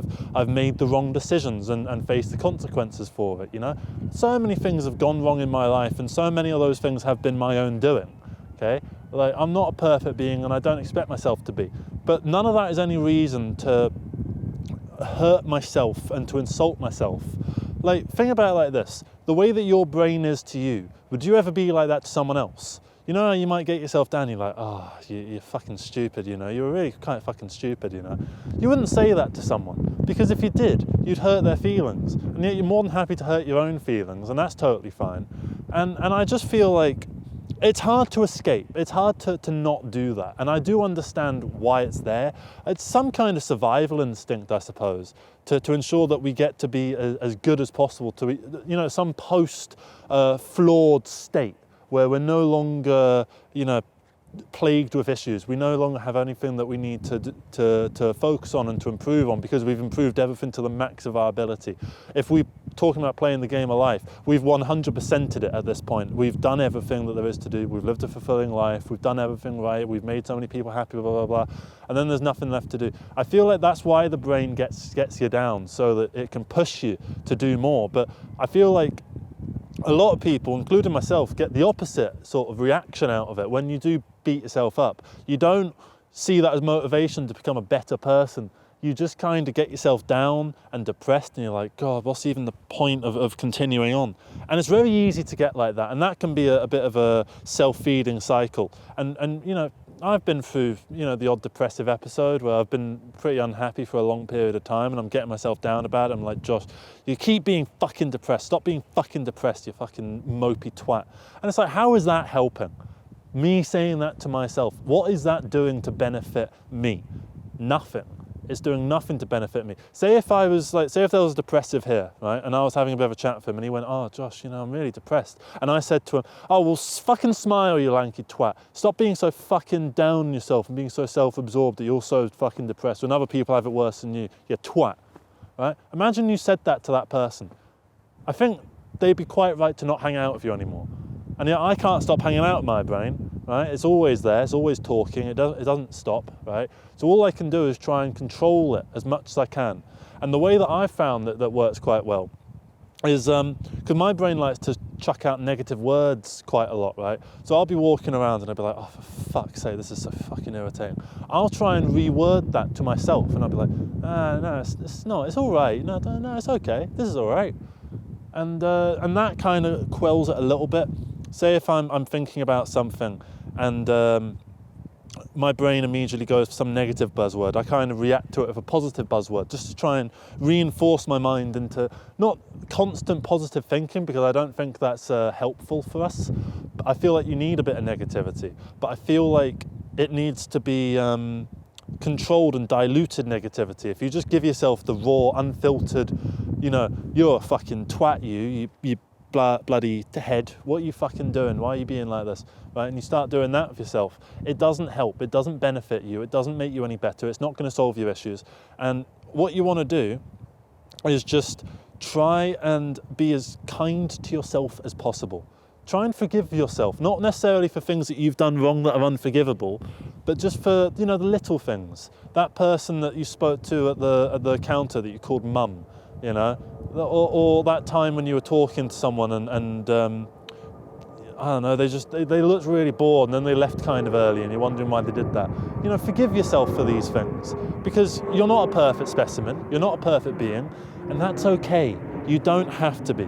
You don't have to be perfect. No one's forcing you to, other than yourself. And the more you force a square thing into a round hole, the more that round hole starts to like chafe and like scratch and stuff like that. And you don't want to scratch that, because that's your conscious and your personality and your brain. You don't want to like upset that and the delicate chemistry sort of balance that's going on in there. You want to be kind to yourself so that you can allow yourself to flourish in the long term through positive thinking. And you know, it does require a rewiring of your brain, no doubt about it. And it's hard to do that. And I'm not saying I've done it by any stretch of the imagination, but I do try to just actively think positively, because it's very easy to passively think negatively. And if you can just go through life being as kind to yourself as possible, you'll be so much happier at the end of that life compared to if you went through life and just were honest with that negative stuff and you just allowed that negative stuff to overwhelm you and to take control over your personality. I see so many people that are just like down on themselves and beating themselves up over stuff, and they tell me what those things are, and I just think, I don't think that's a problem. And I understand where they're coming from, because I have similar things where I might say it to someone, I'm like, oh, and then they go, well, why are you worrying about that? That's not even a problem. Because all this effort that you're using to fix these things that you consider issues is time not spent on things that you should be fixing that might actually be real issues. And so you're being blinded to reality by this nasty fantasy that your brain is giving you. And it's very hard to deal with that and to fight your brain into being the thing that you want it to be, right? But it is a war that you kind of have to wage on yourself a little bit. And if you win that war, you're fucking coming out on top. And you can't really lose the war, because if you lose the war, it just goes back to how it is. So there's nothing to lose from trying. And that's why I think that you should be kind to yourself. I just think that you should be a bit nicer to your own brain and a bit more forgiving of the things that you think you've done wrong, because most of those things probably don't matter, and the things that do probably weren't as impactful as you thought they were, or if they were, then there's maybe reasons that you can understand and rationalize why you acted like that. And say if there's none of that, and say it is just you were just being a twat and it caused loads of problems, right? All you can do is try and bring positivity here after the fact and make sure that what happened then never happens again. And so you got all of those steps, and hopefully you don't need to get to the last step, but all the steps are available for you to climb. And if you can do that and just be at one with yourself and be contented, not at one with yourself, I'd say at two with yourself, because I have me and I have my brain, and my brain is the one that sometimes does the negative stuff, and I do the positive stuff back at it. And I obviously know this isn't real science. Like, I obviously know there's only one conscious mind up there, and it's just being split into two things, right? But it's useful for me to think about it like that. It might not be useful for you to think about it like that. Maybe there's some way of thinking that's better for you, and if you can find that, then you'll be on top. So I think that's going to be the video. So thank you very much for watching. Please leave your comments below about what you think about being kind to yourself. Think about times when you've had to be kind to yourself in order to forgive yourself maybe for an issue, or to, just try and get yourself through some hard times, just to uplift yourself.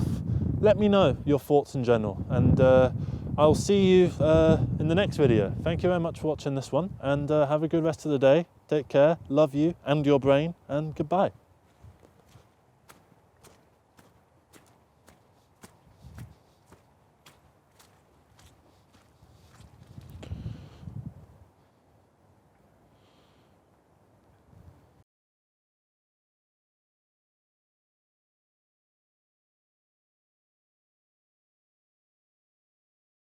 Hey up everybody, my name's Joshua Morrison, director of Jonny Mozza's Lessons in Confidence. Today I want to talk a little bit about feeling lost in life and sort of getting yourself back on track and just trying to be as fulfilled as humanly possible, and how do you kind of achieve that? So about 3 years ago I was quite miserable all the time. I was very pessimistic. My outlook on life is kind of, what's the point of bothering, because it'll only end up failing anyway. Why should I bother trying to be happy, because eventually I'll only be miserable again. And that's a self-feeding cycle that makes you more and more miserable through your own misery, right? And so it's very difficult to get yourself out of that. Now I managed to get myself out of that, but at the same time I don't really know how I did that. I don't know what it is that I accomplished in order to make myself less miserable. What did I do? I don't know. And that's kind of part of the problem, is that we don't have all the answers, and yet it sort of feels like we need them in order to get ourselves up off the ground, right? To get ourselves running in the marathon of life, right? It's very easy to, for instance, I was in the gym earlier today, right? And there were some people talking in the steam room thing about how they were going to do a marathon. And the guy was saying, oh, I wouldn't be able to do that. I'd need to like take some breaks and stuff. And the other guy was like, nah, bro, if you take breaks, that's when you're fucked, because you're not going to be able to start again. And so that kind of resonated with me, in that if you stop, it's hard to begin again. It's the same way, your favorite band goes on hiatus for 8 years, right? And they come back and they're not quite as good. You know what I mean? So if you can keep that trajectory going, if you can keep that forward push constantly happening, then you'll be able to get somewhere. If you use the current position that you're in to leverage yourself onto the ideal position that you want to get to next, and then from there, leverage your current slightly better self to project yourself, to leverage yourself into an even better state, and just keep doing that and doing that and doing that until you can fulfill your hierarchy of needs, get yourself fed and clothed and roofed, and then start going out, figuring out your social skills, and building confidence and that kind of thing. And eventually, you'll get to a point in life where you're kind of content, and that's all you can really ask for. Really, is just absolute contentedness. That's better than sheer euphoria, because euphoria will get exhausted. Anyone who's done LSD will tell you that. Right? So, how do you get yourself out of a slump? Which, you didn't want to be in a slump. You didn't put yourself in this position. You were put in this position whether by your own lack of motivation, say in the brain, if you have prescribed depression and that kind of thing, it comes from an internal point of view, or it can be a case of external pressures causing you strife from within. Say, your job is causing you stress, or maybe you're going through a difficult breakup, or maybe there's some drama going on amongst your friends, or maybe you're moving house and that's really stressing you out and stuff like that. There's all these little things that can cause unhappiness from within, and there's a lot more things that can cause unhappiness than things that can cause happiness, right? So how do you maximize the positivity and minimize the negativity? It's very difficult to do that, and I don't actually have a good answer for that, because it will be unique to each person. Every person does it differently. We all have to get through the maze of life in a different way, because the maze is built differently for all of us, right? So what would you do to get yourself out of, say, just a general slump? The kind of thing where you're waking up at 11:30 in the morning every day, and you're eating crap food all the time, and you're walking around with this endless monologue in your head just trying to get you down, and it's sort of telling you that you're not doing very well in life, and you're falling behind all your peers, and everyone seems to be getting ahead but you. And that's just causing you more stress and more strife and more depression. How do you get yourself out of that? How do you get yourself out of a bad place? Because there's there's all the self-help fucking gurus in the world. There's all the, steps and courses that you can take to maximize your confidence and maximize your potential. All these fucking buzzwords that people can put onto you. But at the end of the day, it's up to you to do these things, and no amount of courses or fucking grifters can sort that out for you. And anyone who says that they can sort you out for, a bit of that is just fucking lying to you, right? So how do you get yourself out of a slump? Well, that is unique to you, but there are some sort of universal traits amongst this. So first off, I would sort of say, general healthy living helps, right? I think that sounds obvious, but it almost becomes a controversial point, right? Try and get yourself out doing some kind of exercise. You don't need to go to the gym and become some fucking gym bro. You don't need to, run marathons all the time. All you need to do is just do something active. And that can be something that you enjoy. Even playing Wii Fit, right? That's something, right? Anything to stop you from just being in a sedentary position, right? Get yourself out of the house, go on walks, go to your local park, go through the forest, embrace nature, or maybe go to the gym, get on the treadmill, do that kind of thing. Or maybe just, go for jogs, become one of those joggers that you see in the street. You can do so many different things to get yourself up and about and able, right? Next, I would say, similar along the same sort of lines is healthy eating, right? Now, when you're sort of depressed and down and miserable and stuff, like when I was down and miserable and depressed, I was eating frozen pizzas basically like 5 times a week, right? And I knew how bad this was for me. I knew that this was a really shit thing to do. I knew it was causing me so much more grief, right?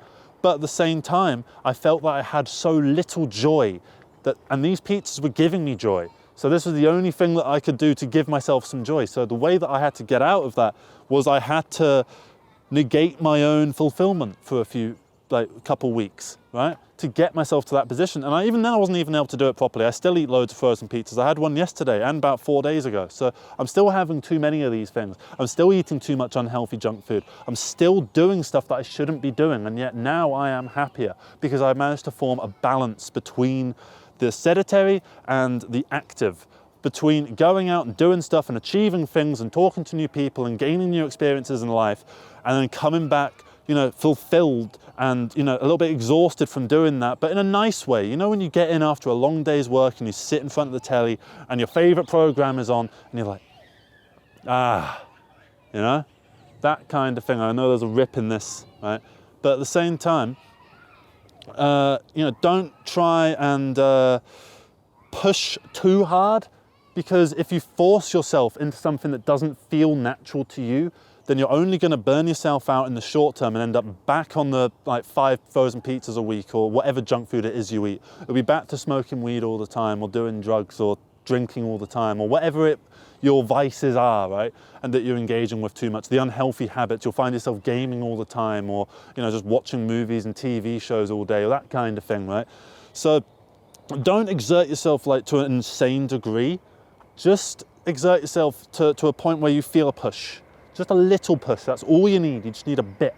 As long as you have that, then you can get somewhere and you can make something of your own mental well-being and your trajectory towards success. And if you can do that, if you can sort of form and navigate your own way through the maze of life, right? And you get to a certain point where you can look back and see a journey, a story that has a beginning, middle, and end. Like, for instance, I do at the moment. I have a beginning, which is, I came out from I was very depressed, I was very miserable, I was very isolated, and I was isolating myself, not really going out, not really seeing people, right? To a middle, which is, slowly coming out of my shell, people dragging me out of the house to go to the pub and various open mics and stuff, and I'm being dragged out and I'm sitting there feeling a little bit anxious and I don't really want to talk to anyone, I kind of just want to go home and it's all a little bit getting on top of me, right? And I don't feel like a real person, right? And so that's the middle, and I'm building myself up. I'm improving who I am with each experience because it's a new experience to add on to the pile of the archive of my life and my history, right? Until I get to the present, which I could comfortably call some kind of end point and the beginning of a new chapter of my life, from which point I can start the whole process again. So I've got a beginning, I'm now here, I'm contented, but I haven't achieved all my goals yet, so I want to achieve all my goals, and that can be the end, right? And at that point, a whole new book can begin, and I'm constantly writing the book, finishing the book, putting the book down, putting the book on the shelf, getting a new book out, plain book, and writing that all down again, and just doing that again and again and again and again. And that's a metaphorical sort of way of looking at it, is that you start on the bottom and you rise yourself to the top. And the more efficiently you can do that, and the more aware you are of each stage in the process, because it will be unique. Your process will be different from my process, will be different from anyone else's perspective, right? Everyone's process is a little bit different. So And everyone's way of seeing the world is a little bit different. So figure out what yours is, who you are, why you exist, and why you should be here doing stuff. What's your purpose, and what do you want to achieve with that purpose? And I think that's pretty much it. If you can do that, then you can get yourself to some state of not necessarily active happiness, but contentedness. Contentedness is nice. And you know, you'll open yourself up to feeling more positive in general, more often than not. And yeah, I think that's going to be the video. So thank you so much for watching. I hope you managed to get something out of this. I hope you take some of this on board to try and fulfill aspects of your life that you feel may be empty at the moment, or maybe if you are already at a point where you know you're feeling good in life, that this gives you some perspective on your journey to your current state. So leave your comments about your thoughts on that, and yeah, thank you so much for watching, everybody. Hope you have a good rest of the day. Take care, and bye-bye.